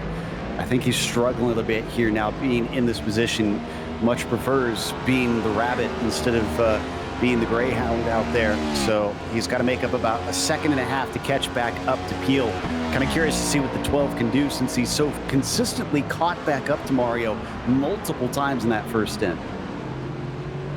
Miranda, a driver with road course wins in last season's edition of this Sunoco Cup Series. He did get a win over at the Road America circuit in Elkhart Lake, Wisconsin. It was one of his 7 wins on the calendar year, but him and Lawson Peel have been pretty much the road course titans. You think of last season where we went to Circuit of the Americas. Peel was able to get the win over Miranda after they were the fastest cars all race long. You go to Sonoma, Lawson Peel the winner there. Road America, Mario Miranda the winner. Then you go all the way down to Watkins Glen. Lawson Peel took that one. And then you go to the Roval, where Lawson Peel also took that race. These two have been so good at these types of tracks, and it has been unbelievable to watch. And we'll see exactly whether Miranda can close in 1.6 seconds and counting on the driver of the 12. Nice battle for 7th, or rather for 8th, Ryan Brackett and Justin Erb.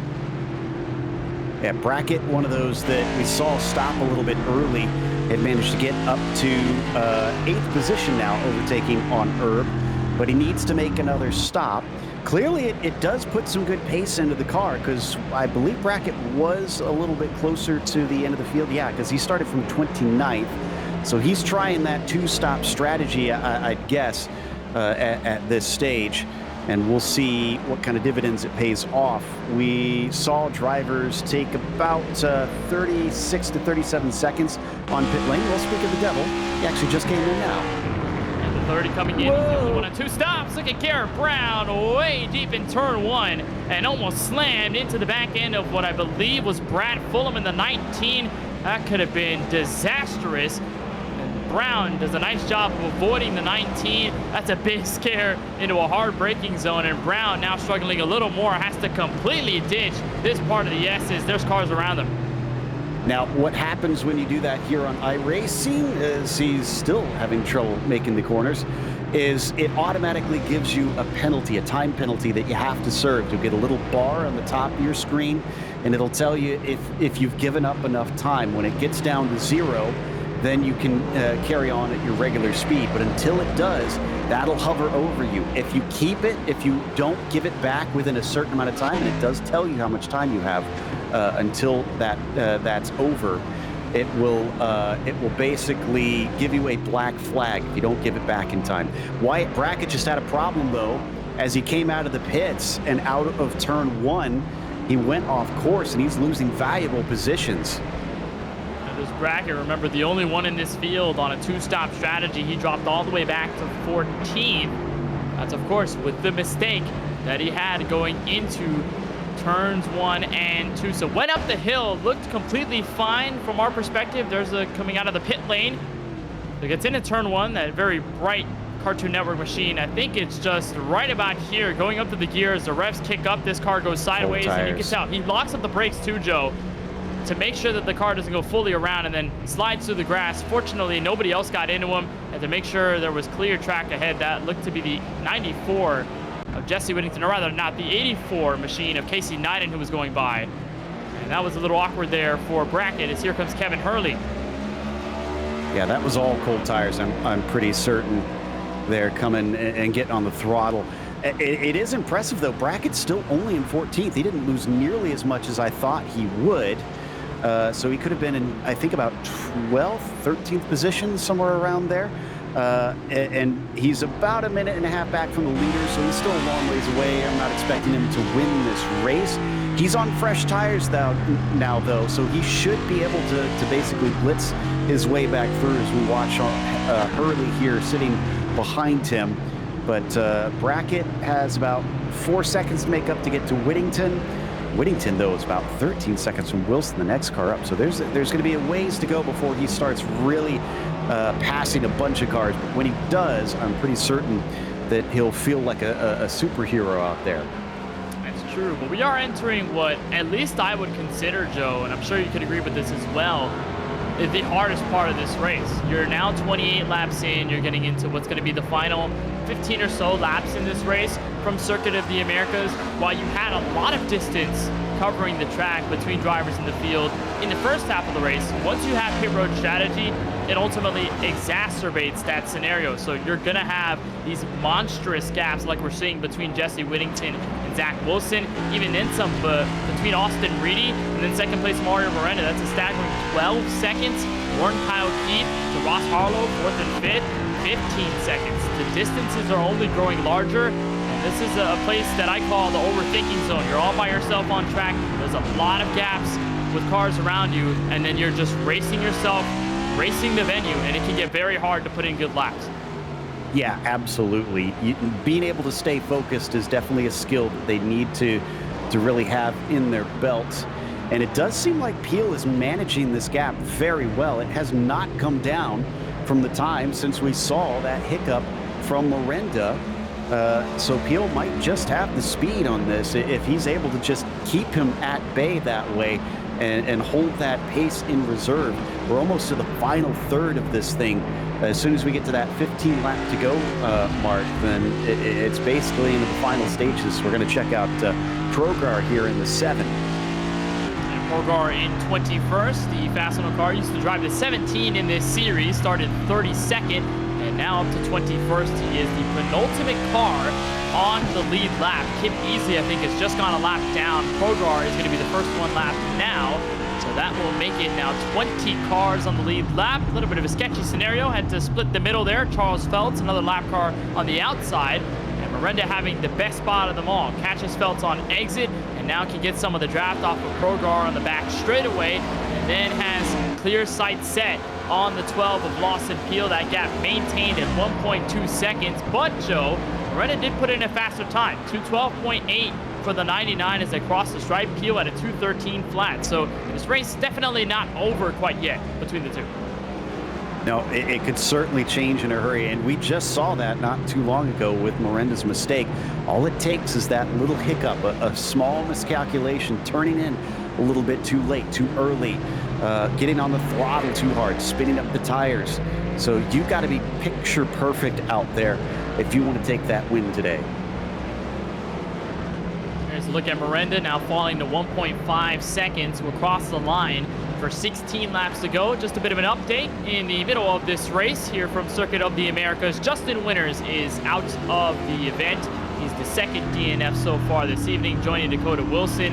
Winters started 21st and now looks to be 36 on the racetrack, but he should fall to 37 as Justin Miller in that spot. And the 22 is still out on the track putting in laps. So we'll watch as that updates, but so far 2 official DNFs, unfortunately, from COTA. Here's a look at Travis Stevens in the 2 machine. A pretty brash looking, but a pretty nice one. Ford Mustang here for Stevens. And then there's Joseph Mohar just in front of him. A little bit of a dive from Stevens at the entrance of turn 20, but no harm, no foul. Nice battle for 23rd. Yep, so farther down in the pack, these are drivers that are a lap down. In fact, only 20 drivers are on the lead lap currently. They've definitely been putting on a torrid pace up at the front with how hard they're pushing one another. A little bit of a slide off the corner for the 46, but he manages it pretty well. Going to try and run away from Stevens if possible so that he can, once, like you said, focus on his own race. And I think, ooh, boy, the 25 of Kevin Hurley went way deep down into the hairpin at 12. He is actually lucky he didn't send it sailing into the tire barrier. And also that he didn't sail it into Wyatt Brack, the car in front of him. Here's a look at the entrance of turn 12. Hurley on the brakes, way overboard, and almost got into the 94 of Jesse Whittington as well. Grabs the car before he can get into that sand trap. So a big one there for Hurley. But that'll drop him back to 15th. There's a look at Garrett Brown in the 16 car, driving in P30 all by himself, but I think has a bit of company right in front of him.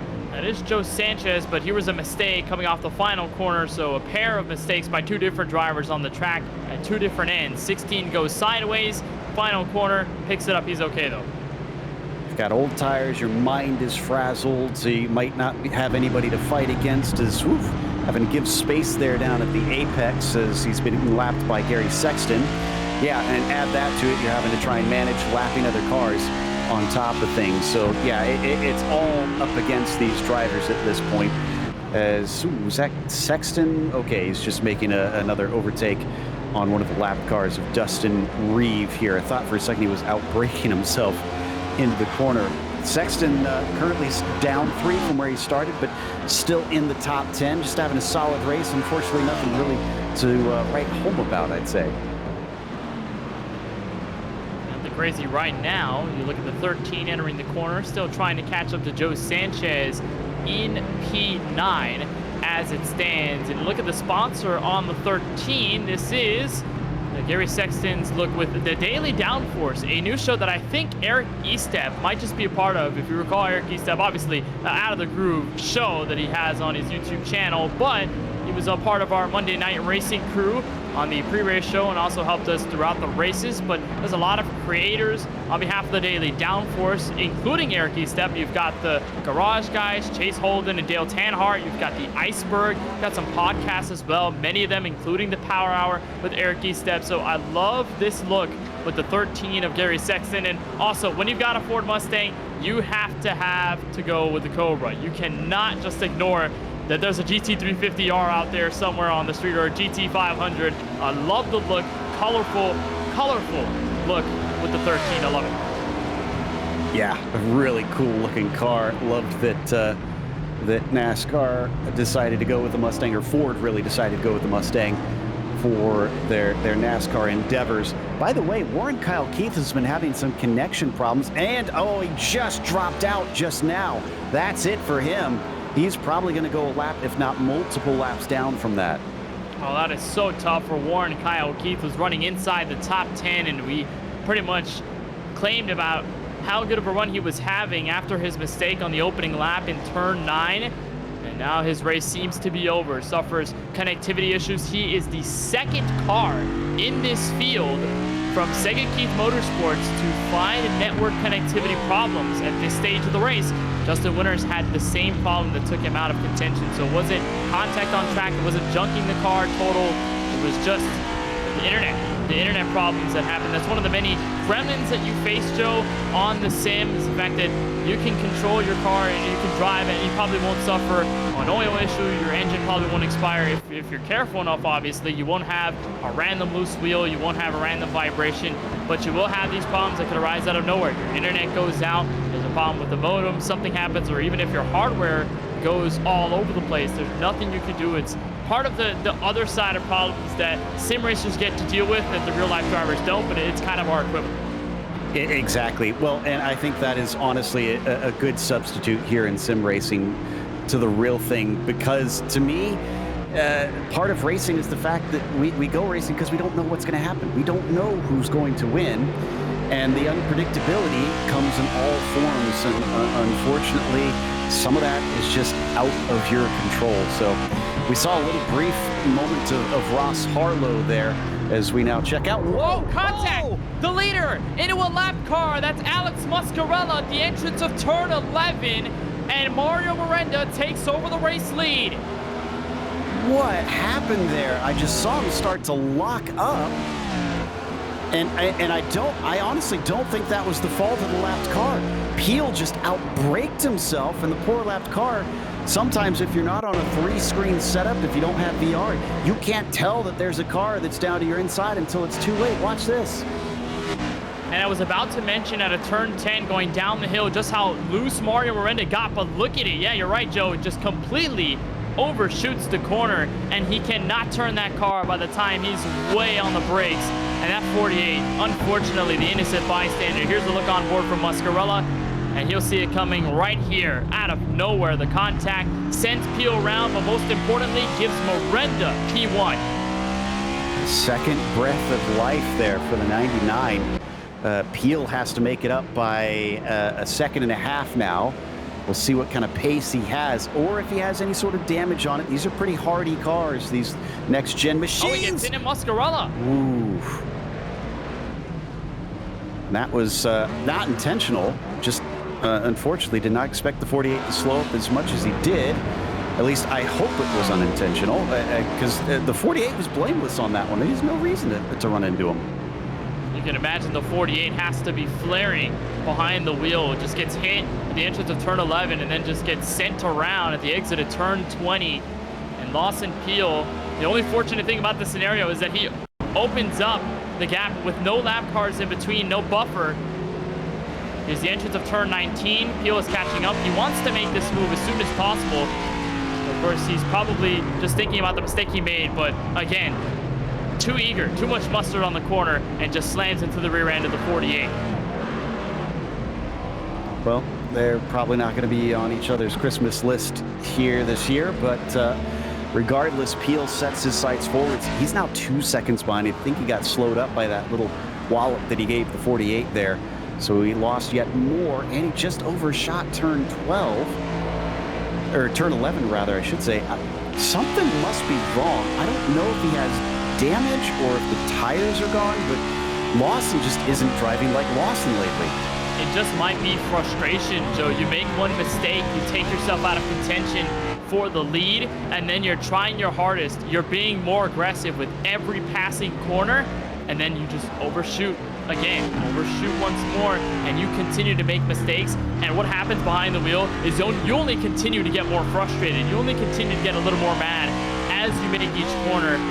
And for the 12, I think he's just in that zone where, frustrated with that mistake, tried to pick it all back up in a matter of a couple of seconds or even a pair of corners, and has only made it a little worse. He's still within 1.5 seconds. This race is still within reach, and there's more than enough time to get that gap back closed. But this is an uphill battle that the 12 now has to fight based on his own mistake. Yeah, I was talking about it earlier. You can't make up time. You have to hit your marks. If you're already racing at 99%, going at 100% is only going to risk you overdriving the car and using stuff up too much is about to be lapped. This battle is probably going to be interrupted shortly as the 3 is going to just scoot a little far out.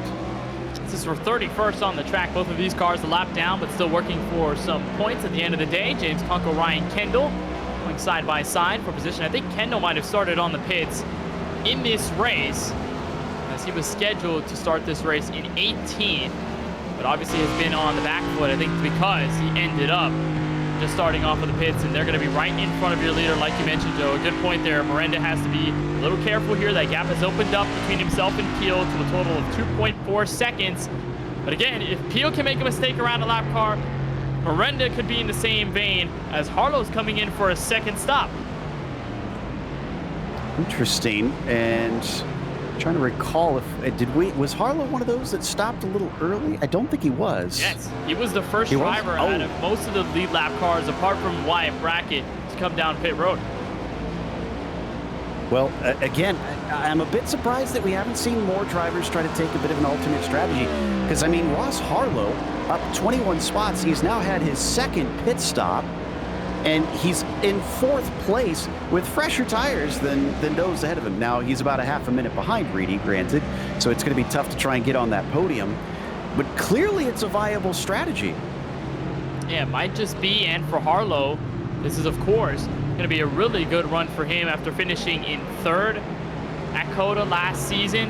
And Harlow, while he didn't have the greatest race at Atlanta Motor Speedway just 1 week ago, after finishing in 21st, this is really going to be a nice pickup and a really good momentum booster in points as we head for the next couple of races in the season, most notably the short track at Richmond. Here's a look at Kevin Hurley, who finished last week's race in P3. And so far, he is currently sitting in 14th, but he might just be looking at a potential battle. That's the 94 of Jesse Whittington just right in front of him, that ghost machine.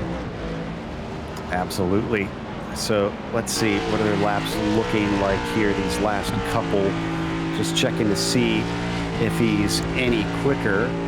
And yeah, on one of them, he was quite a lot quicker. But last lap must have had some traffic or something, because it was a 2:17. But he's running in the 2:15s, whereas Whittington's only running 2:17. So Hurley is very much on a charge. And this would be nice for Hurley here, if he can get this spot in the final 11 or so laps in this race. And these are moments that you really have to make count, because like we said, when you have this scenario where there's no cautions at halfway, even for the stage break, you're going to have yourself in a predicament where these moments are rare to come by. You need to make these positions when you see them, because next thing you know, the next car in line might just be more than 10 seconds out. And for the case of Wyatt Brackett, there are a couple of seconds, if not, I think 8 or so seconds behind Brackett in 12th. So this is a prime opportunity for Hurley to get himself into 13th. He's right on board with the car further back in the field. This is Kip Easley in the number 8 machine, got lapped a little while ago. He sits 21st, and another battle, this time for 20th with Chris Progard.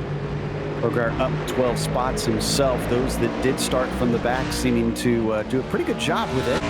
I suspect most of them probably did not intend to, just because track position is so important here, and they're kind of proving us wrong, and some of them being able to really make up a lot of spots. But I suspect this isn't Talladega strategy so much as drivers just simply going off track during qualifying and deleting both of their laps and winding up having to start according to iRating. This is looking like this is going to get close very quickly here. Progar being gained upon. Man, the 8 is very good on the binders right now. He's trying to nail this in, and this is the paint scheme that Kyle Busch drove to a second place finish a couple of hours ago in the NASCAR Cup Series race from Circuit of the Americas. The Netsben Chevrolet, one of the new sponsors in the Cup Series for 2023. So a car based off of the real-life Cup Series driver Kyle Busch, now hunting on a fantasy Fastenal Chevrolet. And it looks like for the moment, Progard not able to let Easley by. It looks like Easley is trying his hardest, and they are catching up on a couple of cars not too far away. I think Alex Muscarella could be a tertiary car in this mix. There's a lap car in front of them, but that 48 not too far up the road. So it might just be a nice three-way battle as Easley looks in at turn 20. Does not find the space nor the momentum. So he'll stick back, and we'll keep an eye on this battle for what's going to be the last spot in the top 20. We'll look back to P2, Lawson Peel. Remember all the mistakes he's made. Right now, that doesn't matter. His only motivation is to get by that 99 once more. He's closed in now at 9/10 of a second. And more impressive, Joe Peak, last time you crossed the line, it was almost a full second difference in a lap time in favor of the 12. Yeah, that's given him a lot of hope here. He's going to start to feel a little bit of that slipstream down the backstretch. These cars cut such a huge hole in the air that, as he once again goes a little wide, still overdriving it slightly, and that's going to hurt him. It falls to over a second back now. And right when he needed it, you could see the distance that is put between them here. The good news for them is that they're very safe to battle. They've got 20 seconds on Austin Reedy. So basically, even if they do start fighting, they're unlikely to be caught by any of their rivals. Well, remember, last season in this race, it was Miranda first, Lawson Peel second. When we got to lap 37, which is the lap we're about to cross for right now, the gap between the two leaders was at a staggering 4.7 seconds and fluctuating. It was a way larger gap that Peel had to make up, and he did. Of course, he didn't make contact with the Miranda. That's how he got the race lead with a dive bomb move into turn 12. But this time by, the script has changed, Joe Peak. He is way closer, half a second with a lot of time to spare. Yeah, so if you're Mario Miranda, it's going to be difficult to try and keep the nerves down, knowing that you're so close to making it back up, and after you've already made a mistake of your own and given it away. Look at him gain down through the final turn. Peel was way better through that last corner, and they've got some lap traffic in front of them. Brandon Banks, his first time being lapped, so will he get out of the way easily, or is he going to cause a hiccup here? Remember, the 54 is a member of Drinking Bros Racing, a teammate of Lawson Peel. We should not expect Banks to create any problems, though, and he does not. Backs out for top two, courteous move by Banks, who falls a lap down.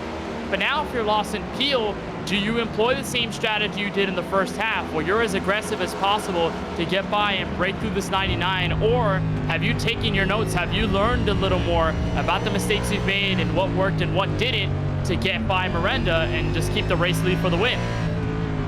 Well, and if you're Miranda, you've already seen what happens when the 12 gets a little over-eager. He's just about knocked the socks off of the 48 there earlier on. So you got to kind of keep an eye on your mirrors just to make sure that you don't get clobbered by that machine, as another of the lapped cars in front of him, Bill Schoonover. Looks like he's pulling off right now, but man, that was a great run that time for the 12. He is getting there, and he's got the draft too, which is more important. They've got the lap car in front of them. You're right, Bill Schoonover in the 9. Can this be the move for Peel? A dive on the brakes. It might be a little too much. He locks it up, gives the bumper to Miranda, sends him wide. He'll get scooted off the track, but he's still got the inside here when it switches back. We'll see if the 12 can do the over-under. He's going to go for it, but he just can't get the power down. Almost turns him. It is getting scrappy here at Circuit of the Americas. They are using every bit of this asphalt. They touch, they make contact. Miranda stays in the lead, heading for turn 17 and 18. I mean, this is very much NASCAR style with road courses lately. We've seen it come down to this. Drivers needing to have to move each other a little bit. He's once again going to take the inside away in the penultimate turn. Oh, just can't make it work. Remember the countless times where Peel made contact with this car up in front and could not get through, and that's a poor exit for Peel at the exit at 20. We're going to keep our eyes peeled and see exactly what this 12 is going to do. There's a car out of pit road. That is the 48 of Alexander Muscarella. He's able to get around safely into turn 1. But this battle for the lead has not given up. Austin Reedy's in third, but he is 20.5 seconds back. He will not be a factor in this race unless a yellow comes out, which appears not to be the case at all. And this 12 is going to try his dearest through the S's, where he's been pretty much the fastest out of the two. Yeah, he's catching that time right back up now. Clearly, he's not afraid to try and get those elbows out and try and make a move here. So what's it going to be as they come up the hill and towards the backstretch again? This is where it all started to erupt before. We're keeping an eye on turn 11 and turn 12. It seems to be the striking marker for the 12 of Peel, and he's going to be hard on the brakes for turn 11. He's really able to make that work. I'm not sure how he didn't lock up the brakes there. Had a little bit of smoke come out of the underbody from one of the Goodyear Eagles. One car goes way off in that corner. But this is more important here. Does not really have the draft. It's around 0.4 of a second off, and I'm not sure whether he's going to be able to close in all this time. He dives in a little later, grabs the rumble strips and the AstroTurf, gets a little close, and locks it up once more. They've got lap cars up in front, Joe, too, so keep this in mind. They're battling each other, but there's cars that are all over this Circuit of the Americas that they have to watch for as Miller goes through the grass and gets out of the way efficiently, but just loses a lot of time. He wants no part of this. Oh, and the 12 is going to fully spin it. That's going to do it. That is the race for him, unfortunately. That might be the dagger. For the 12 of Peel, just gets loose and loops the car around and understood his mistake. Lit up the rear tires on the gas, trying to get back around as quickly as possible. The fortunate thing, he doesn't lose second. The unfortunate thing of it all, he might just lose his only opportunity at winning this race. Here's a look at it. And it's a mistake, Joe, that we haven't seen from him all night. We've seen him get loose, but we've never seen him overstep this car to this point. He does so once, and that might be one and done. But I don't think he needs to hang his head after this race, though. It's always better to have lost a race because you tried too hard than losing it because you didn't try hard enough. And he gave it just everything he could, which was unfortunately a little too much here. And he's still going to get a P2. It's going to be valuable points, but this is one that definitely got away. It's just, this is probably going to be a race that I would say it's always good to pull it back up, learn your lessons from what you did wrong, and take that for the future. It's much more important to figure out the bad races, what make them bad, than trying to go over the good races, what made them good. As well, but you'll look at the conflict of emotions from Peel. If he does still end up second, of course, this race is not over. We still have around 6.5 laps left in this event, so still a lot could be written in this story. But if you're Peel here, your second place, it's just that conflict of, this is a great rebound from Atlanta, but I could have won this race. I could have locked myself into the playoffs. So there must be a lot on the mind of Peel as he rides around. He's currently on the back straightaway. Battle for 13th. They'll look back at it. Jesse Whittington, Kevin Hurley. They're close to each other. We'll also mind that gap. We'll see if that closes. But here's Austin Reedy, who has been kind of the stealthy warrior here at Joe Peak throughout this race. He's been third all night long. It's where he started, where he is right now, where he's looking to finish. And so it's been a great race for the 96. Clean all throughout, no contact with anyone, no problems with any other drivers. He just hasn't had a look at the top two. He's just been riding around all by himself. But this is surely a great points day as well. Yeah, and this is the sort of driver that I always relate to, because I've never been terribly fast, but I've always been able to be consistent and just kind of bring the car home, and that's what you're seeing in Reedy, and often that is a very valuable skill in itself. As we're going to check out Garrett Brown now here towards the back of the field, and that is the car of Brad Fulham just in front of him. This is for 25th position right now. 16 of Garrett Brown for Prestige Worldwide Racing, the 19 of Brad Fulham. For RTR Motorsports, teammates with Ray Rogers, Justin Millers, and Zach Wilson. It looks like Brown not able to get by. We almost saw him pummel into another car, which was actually the 19 earlier in this race. It's pretty ironic to think about, but they are still in this battle. This is going to be for 25th on the track. They are both a lap down. But again, Joe, if you're at this stage of the race, 6 laps to go, you've set your bet. It's really time to lay it in, or at least make the most out of what you have. And while these both aren't going to finish on the lead lap nor above the top 20, if they can finish a spot higher, why not? Any spot is better than no spot. That's why the 16 is trying his hardest to get around this 19 at this point. Yeah, as much as you want to bring it home, I think every racer always sees that car ahead and thinks, okay, I want at least this position. It's that dopamine you get when you make that pass, when you know you're faster. So the 16 probably going to give it the best he can. We'll see if that's enough to try and at least get a top 25 here. Well, this is one of the many battles and many duo battles we're seeing on the track. As it stands, here's another one further up the field. for 19th. Kip Easley in the 8th, Chris Progar in the 7th. They have been flirting around half a second to 1/10 of a second between each other. Progar a little bit better in the opening corners of the S's, and now they come down the hill for turn 11. Again, hard braking zone. Progar going away deep, Easley going defensive. They make door-to-door contact. Progar's way off. Easley keeps the spot. Oof, a little bit too aggressive, unfortunately, on the binders on that one, and that can happen, especially when you go that shallow into the turn. Just glad that they didn't take each other out in that situation, which kind of goes back to what I talked about very early in the broadcast, that if you stay heads up and sometimes just give way a little bit, living to fight another day, or just taking that over-under is the better option than trying to aggressively push your opponent off or shut the door on them. And sort of let the opportunity come to you. Don't force it. Let it happen. If it gets your way, take that opportunity, bust in that open door. But if it's not there and you try to force it, it could ultimately make things worse. There's also another great battle a couple of spots behind this group. Travis Stevens and Joseph Mohar are very close to each other on track. Then you look further up through the field, Gary Sexton, Steven Stepien. We're seeing a lot of great two-car battles in this race, whether it be for the lead, whether it be for this spot in 8th, whether it be for P13, whether it be for P18 and 19. So many nice battles on the racetrack, and it's just kind of a simple 1v1 action in the final 5 laps. Yeah, and that's part of what I love here about road racing is, some people who are more into the oval side might consider it a little more dull than oval racing, since it often gets a little spread apart. And you can see here by the end of this race, it's still got a lot to fight for up and down through the field. And Stepien is definitely trying his best. If anything, I feel like NASCAR is such a great fit for road racing, because I think the harder you make the cars to drive, the more you're going to get this great action, because eliciting mistakes is what gives us good racing.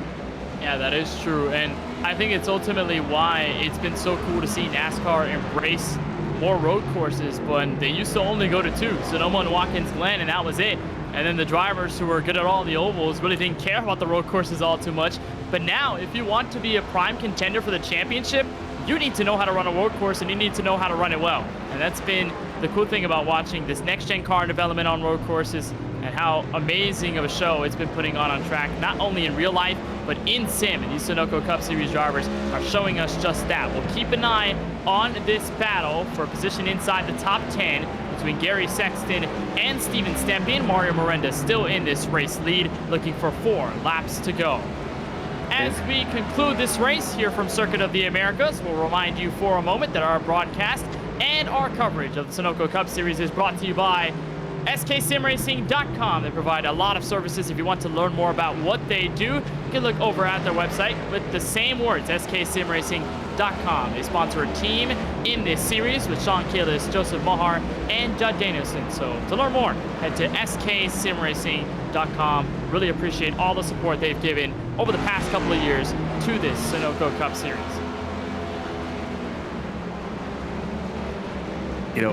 One of the things that I think needs to be pointed out as well is the best drivers on the oval side often are just as good on the road side. If you're a good racer, you know how to wheel a car, whether it just be the ovals or the road courses. Case in point, in one of my first couple years on iRacing during week 13, they had the Legends cars at Lime Rock Park, and Timmy Hill showed up. And let me tell you, he wiped the floor with everybody on that road course. So, yeah, oval drivers know how to drive road courses. So don't slack them off. Yeah, never write them off. And if I ever see a real-life driver in my sim, I think I'm backing out multi-foreign. I don't think I have a chance. It's a little scary, to be quite honest. But it's also just a statement to how multifaceted these drivers are now becoming, especially in the NASCAR scene. They have to master the ovals. They have to be good at the super speedways. They have to be good at the 1.5 mile tracks, the short tracks, their dirt tracks, the street courses. What we're gonna see this year with Chicago in the middle of the NASCAR Cup Series schedule, you have to be so well-rounded. I think that's what makes this sport special, and also why you see a lot of drivers from other series come over to race. They want the excitement of NASCAR. They want to know what it feels like to drive a big, heavy, slick stock car around tracks like these. So it's definitely cool to see. Yeah, I mean, we've had Jensen Button, Kimi Räikkönen, we've had Juan Pablo Montoya, all F1 drivers come over, and some of them finding it's actually pretty tough. Look at Juan Pablo Montoya. He was good on the road courses, but struggled to make many inroads on the ovals instead. As side by side, we're going to come down into turn 11. Can the 8 get this done? Nope. Progar's still holding them off. 7 and the 8 fighting for 19th and 20th. There's Curtis Kelly in this mix, but obviously Curtis is on the lead lap, sitting in 5th. That's going to be a fantastic result for Kelly after winning last week's race at Atlanta Motor Speedway. He said the road course is it felt like it scared him a little bit. And Kelly doing a great job of making the most of what he's got. Stemping with a huge dive on Gary Sexton, unfortunately unsuccessful. What's going to be 8th on the track. We also have a nice battle for 10th. Wyatt Brackett, entrance turn 11 on Zach Wilson. Yeah, he's going to get that one because remember, Wyatt Brackett has fresher tires by about 4 laps here over Zach Wilson, and is kind of charging his way through the fields and doing a pretty good job. Had a little bit of a problem coming out of the pits, but since then he's been managing it pretty well. He's got a ways to go up to Gary Sexton, the next one, who's actually in a side-by-side battle, so maybe he will be able to catch up if they keep that up. He's battling with Stempien right now. And Stempien just got that spot in the turn 13 entrance. And that was a great pass there by the 81. So gets into 8th. Gary Sexton falls to 9th. And of course, like you said, a lot of distance between themselves and Wyatt Brackett in the number 30. Here's Joseph Mohar a little bit further back through the field. He's kind of in a battle of his own as well. 3-car train heading back for turn 1. And only 12 cars left on the lead lap here in these final 3 laps. And actually, it's Miranda. Yeah, he's... well, no, he's not all that close to Richard Swavely, so might not get any more from here on out unless Richard has some sort of problem late on. But man, this has been an impressive showing from that 99, and that was with him having that big moment over the curb where he probably lost a couple seconds there. So he's been doing really good now that he's managed to get back into the lead, and there's another lap being put on Brad Fulham. This will be 2 laps to go from the virtual circuit of the Americas. Miranda led 39 laps the last time we were here in this series, but found a way to lose the lead in the last couple of laps and was just short. And you think about it, Joe, just the redemption that you have, and race car drivers having the memory of elephants. They do not forget those moments, and those races that slipped away from their fingertips. Miranda has been one of those, and he kind of embraced that bad boy feel, that bad boy personality last season. Was very aggressive and kind of in that mean, like, yeah, I've got the swagger to go out and win races. But you know that Circuit of the Americas race really affected him. Could have been an extra win on his season, what was a 7-win calendar last season. And Miranda just at least a lap and a half shy away from his first win of the season, and one that will matter big time. Yeah, this is going to be a psychological boost. It's going to be a points boost. This is everything that he needs right now. But it is still not over. I'm checking out Lawson Peel's lap times. I'm pretty sure that he's maybe cutting a few corners and having to give some time back in his attempts to try and run him back down, because I see about 4 different laps that have not registered here. The only thing that I could think that would cause that in this situation is him getting some sort of cut course penalty. Yeah, it's true. Now it's at 4.9 seconds, and it looks like Peel's reach for the lead might just be too far. Austin Reedy in a little bit of a battle with some black traffic, got a little squirrely there, going for the back straightaway. I mean, he should be at least the last driver inside the podium to finish this race. As a car off at around turn 9. That is Dustin Reeves in the 6. But for Mario Miranda in the 99, to get his way around turn 17, turn 18. He looks for the final 2 corners here from Austin, Texas. And this will be a lap that he has been looking forward to all night long. He was not in the lead when we took the white last time we were here. He will be in control by 4.8 seconds and counting. Miranda out of turn 20 grabs the white flag in the Abruzzi Racewear 155. Got some lap traffic in front of him. That's Garrett Brown just ahead. So we'll see if Garrett kind of pulls out of the way to let him through, because he doesn't have to push the issue here. If Garrett's a little slow, he can pause for a nice, easy time to overtake, and Garrett is polite. He's going to let him through in the first hairpin, and off he goes down the road. Wonder where our drivers that took those fresh tires are. Stempian currently in 8th position. Harlow is currently in 4th, where he came out after his second stop, and it looks like he has unfortunately run out of tire because it's paused at about 22 seconds behind Reedy and hasn't gotten smaller since a few laps ago. Yeah, it is not, but you do gotta hand it off to Harlow and even to Wyatt Brackett. They have been the only drivers to efficiently make a 2-stop strategy work without losing that much time and losing that much ground. Harlow's gonna end up with the top 5.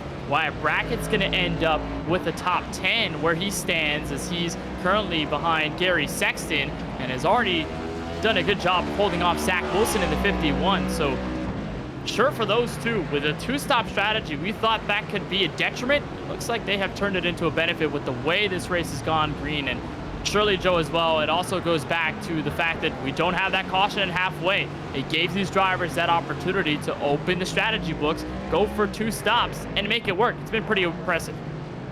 Yeah, I definitely think people need to start taking note of that next time they come here, because it could be a way to snooker a few people, especially I think Lawson Peel needs to take a hard look at that and think, if I had making those 2 stops, would I be ahead of Mario Miranda? Because I could have been maybe in some clear air and running away from him. But, you know, ifs, ands, or buts are going to number in the plenty here. For Miranda, he's going to be very certain about a win in a moment.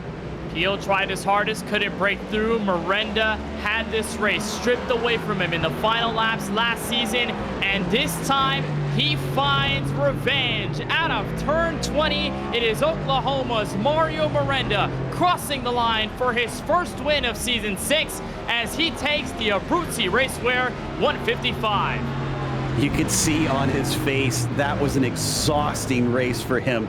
Yes, he won it, but I'm sure that was nervy at moments, and there was celebration, but it was very muted celebration as he knew that he had to work hard for that one. He's going to burn it down here at Big Red.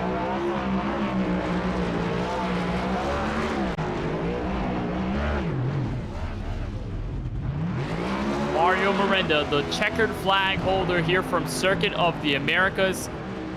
You saw it on his camera shot as he was crossing the line. A breath of relief, knowing that he finally had completed his journey to get back to this very moment, to take advantage, to stay with Peel, to not let him get around him.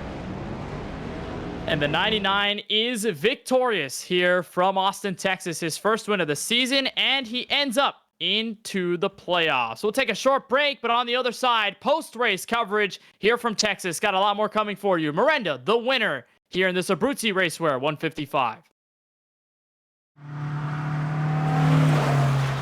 Janice.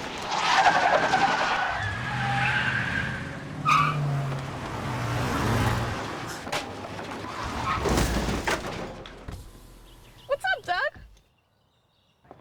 Hi, Cheryl. What got into you? At Sunoco, we know how to fuel peak performance. We've been doing it for American racing for over 50 years. Fuel your best. Fuller, Yeah, needed F-150 for Smith build. got it. Yesterday. I know. Don't forget my BMW. Gotcha. Check this out. All the major online automotive sites in one place. BMW, done. F-150, done. How's he do it? I can search nationwide. Even those classified sites. Auto Tempest, all the cars, one search. That's how I do it.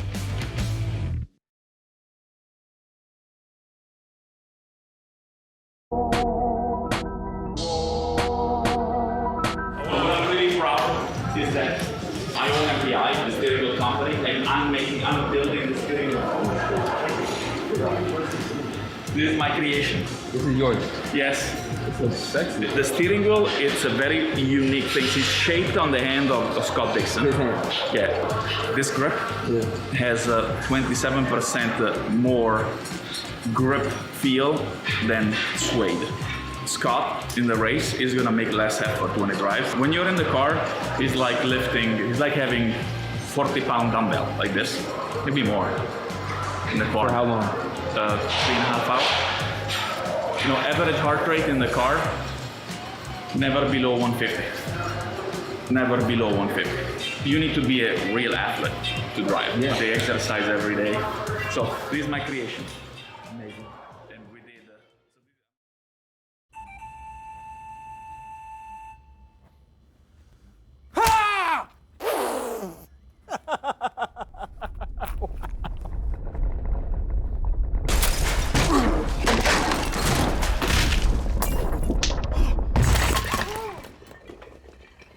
What got into you?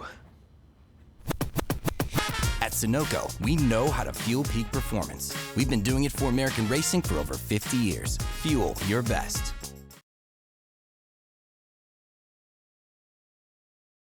45 laps complete here from Austin, Texas. We complete the Abruzzi Racewear 155. Welcome back to our coverage on Podium Esports. Kenneth Bueno, Joe Peak in with the broadcast booth. Ryan Bauer producing all the shots you're seeing tonight. He's using cameras provided by Dougie Beard. We have a winner at the end of these laps here from Circuit of the Americas, and it is Mario Miranda. We'll cover that story and talk to him in victory lane in just a couple of moments. First win as well for Zero G this season, and then it'll be Lawson Peel, 5.2 seconds back. Had a shot to get to Miranda and get the race lead back, but spun it all by his lonesome in the stadium section of the course.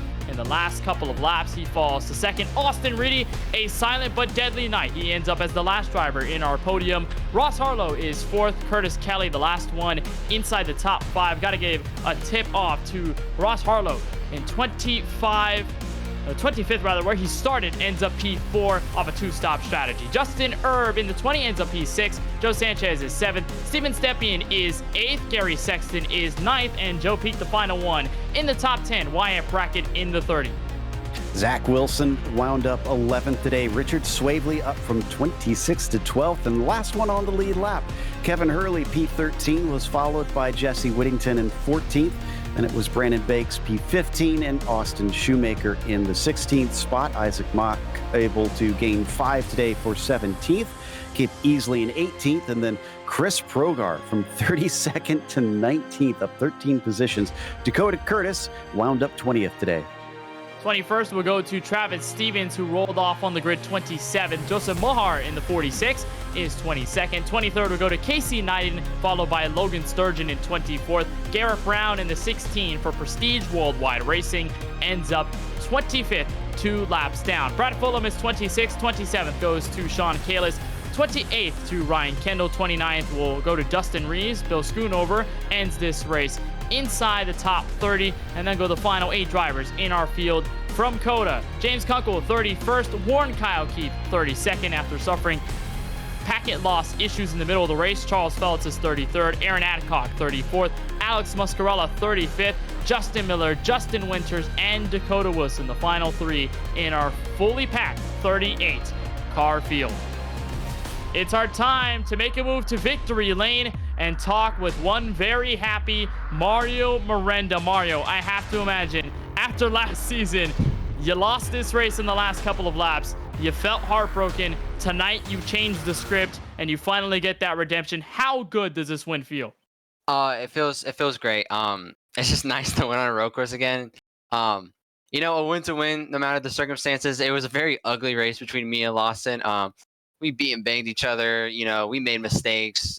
Both me and him made costly mistakes, and you know, it was just at the end, it was the one who made the least amount, and you know, I got lucky. But you know, it feels good to be back in victory lane at COTA. You know, I don't love this track, but you know, I'm lucky enough to be good at it, and you know, I came on P1 with it. Give us a perspective of those last couple of laps where you were trying to get back to Lawson Peel after making a mistake in the S's. He overshoots turn 11. You see him go off on the track. You go around. What are your thoughts in that moment? I knew it wasn't over. I knew I gave up the lead, and then I made that costly mistake, which got me 2 seconds back. But you know, I was gaining about a tenth a lap.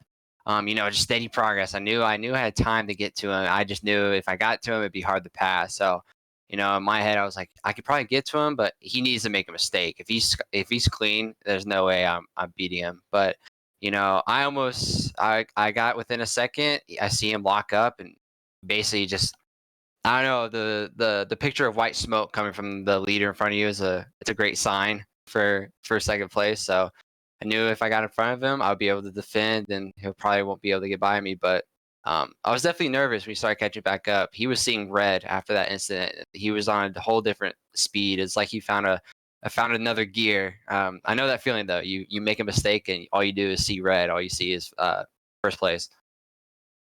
Well, nonetheless, it's red occupying victory lane. I see the Sooners colors there on your jacket as you rep your school. A big win here, and your first one since late September of last year. So how big is this for you in season 6 to get a race win this early, and what does that mean for the rest of the regular season for car number 99? I think it's the same strategy like I've had the last 2 years is capitalize on winning and capitalize on stage points. I've been to the final four twice now, and I've finished second twice now, and and under both circumstances I've finished being wrecked. I just want to make it to the final four again. Third time's the charm. I want to do it again, and for the rest of the season I want to do that by winning, and stage wins as well. Well, tonight is a good start. You win the stage, you win the race, and you're locked into the Season 6 Sunoco Cup Series playoffs. Mario, a huge congratulations from all of us at the broadcast team at Podium Esports. We'll let you continue your celebrations here from Virtual COTA. We'll see you at Richmond next week. Thank you, guys. And I just want to say a shout out to Twisted Tech. They guys took a shot with me this year, and I'm glad to put them in victory lane this soon in the season. So shout out to them and go check them out. So that is Mario Miranda, the race winner here after 45 grueling laps from Circuit of the Americas. We have one side of the story, and now let's get the other. Joe Peak, you're caught up with second place, Lawson Peel. Yeah, Lawson, I wanted to ask you because I don't want to say you stayed patient to wait for that mistake because you were trying your darndest to get up to the lead. It finally happened, and then suddenly you had some mistakes of your own. What was going on with the car? Because it looked like you were overshooting a lot of the corners in a row. At which point, because I was certainly doing that for a while. I was just pushing, trying to get everything I could, especially after I was behind, trying to catch up there at the end. But yeah, that's just kind of how I make speed around here, is just get all I can out of the braking. And yeah, just made two really crucial mistakes there that cost me. And I had the speed, I just didn't get it done, and pretty disappointed. But congratulations to Mario, he ran a great race, and he got me back this year. How locked in were you on strategy? Because in the first stint, we saw you plugged up behind Mario, unable to find your way by, not for lack of trying. And we kind of theorized that maybe you might try to go for a two-stop or undercut, but you wound up pinning it at the same time. Was there anything that went through your head to say, maybe I could switch it up and trick him into a poorer strategy? Well, I knew what the strategy was that whole time. You had to make it to the end of lap 23, and they decided to add an extra pace lap, which made that harder to do. And that whole first run, I was short shifting and running different gears than I was the second run. I was trying to save fuel. I know he was saving fuel also, but I was trying to save fuel and also pressure him and make it hard for him to save fuel, possibly get the lead if I could. But not put myself short on fuel. And I had a couple opportunities there in that first stage to probably make a pass, but it's just so hard to pass. It's like impossible. You couldn't really make a clean pass instead of, without just driving down in a corner and just door slamming somebody. It's hard to get acceleration off of these tight corners, especially with a guy right there in front of you or beside you. You just can't get any acceleration off of a corner with the guy in front of you. So it's just really hard to pass. And I felt like I had the speed. We came out after that pit stop, and I knew that, fuel wasn't a concern after that. And knew I could just go. And that first lap after that pit stop was horrendous just because I was so disoriented from those old tires, and those new tires just had no grip. And then I started running second gear through more sections because we didn't have to save fuel. And so it took me a couple laps to kind of get back in the rhythm. But once I did, I felt like I had a lot of speed, and he made a mistake and was able to get by him. And then I made a mistake getting around a lap car that didn't want to get out of the way. So, yeah, and then I made another mistake when I was right on his bumper. So that's what cost me. Well, you also racked up an interesting record for this race. Apparently, you have the most incidents at 221. You do know that you can't turn those in at the ticking counter for prizes, right? Well, I knew I was going to try. After watching the Cup race today, I don't know. I wonder. I would love to know if we kept off-track incidents and slowdowns for the Cup race today, how many of those guys would have gotten? Because, yeah, you can get a little bit more speed using all of that track. There's certainly some areas like right there between 19 and 20 where you saw guys going so far out on the runoff today, but you can't do that because you'll get a slowdown. So, I did not think I was going to be the one with the most incidents, but it doesn't surprise me just because of the way I was driving lap to lap. I was going off a lot and certainly using those runoff areas. Yeah, we did see it quite a bit. It looked like you were using everything you could. Well, commiserations, it wasn't a win, but still a P2, valuable points, and hopefully we'll be able to talk to you next round.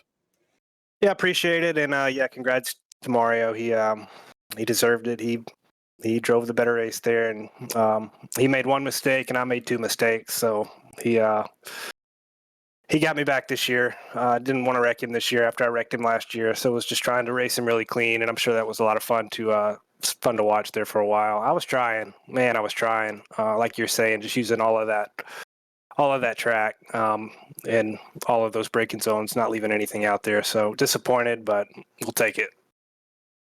Now, that was your second place finisher, Lawson Peel, in the number 12 machine, but that will take us to P3. Kenny has caught up with Austin Reddy.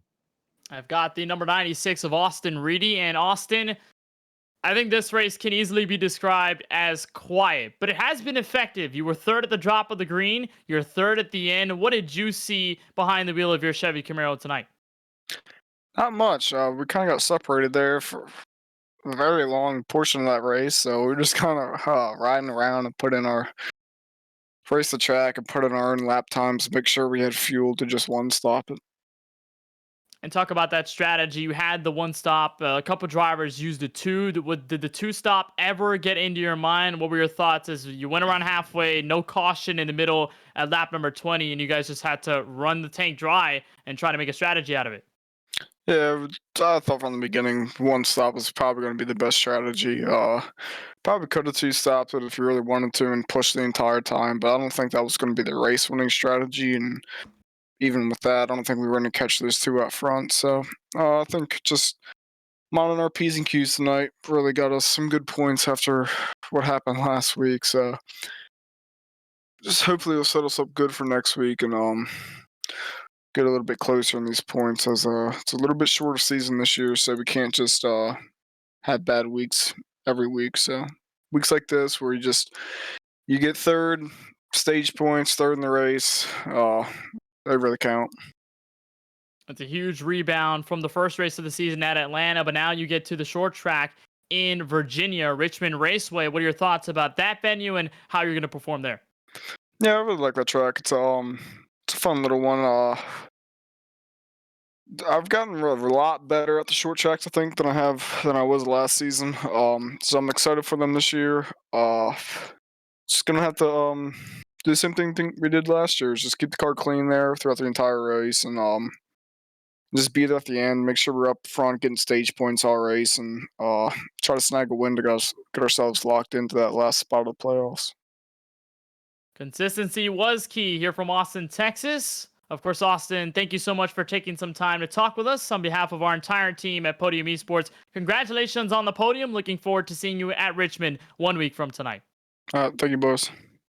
So that is Austin Reedy for Fast Banana Racing, actually making that 2 races in a row in which one Fast Banana car was in the top 3 at the checkered flag. And Joe, we had a monstrous race from Circuit of the Americas, whether that came down to the strategy because of no caution at halfway, whether that came to the many side-by-side battles we had all over the field, and then, of course, the biggest note of all, that absolute insanity from the 99 and the 12. Miranda and Peel absolutely going into a dogfight in the last half of this race, but it's Miranda who finally gets redemption, takes his first win of the season. Yeah, I'm pretty sure they wound up with more of each other's paint on their car than their own by the end of it. You heard Mario even mention that they were leaning on each other quite a bit, but that's what we want to see. And I loved it because I felt like it was very fair, respectful racing. It was hard racing, but I don't think either of them really overstepped their bounds.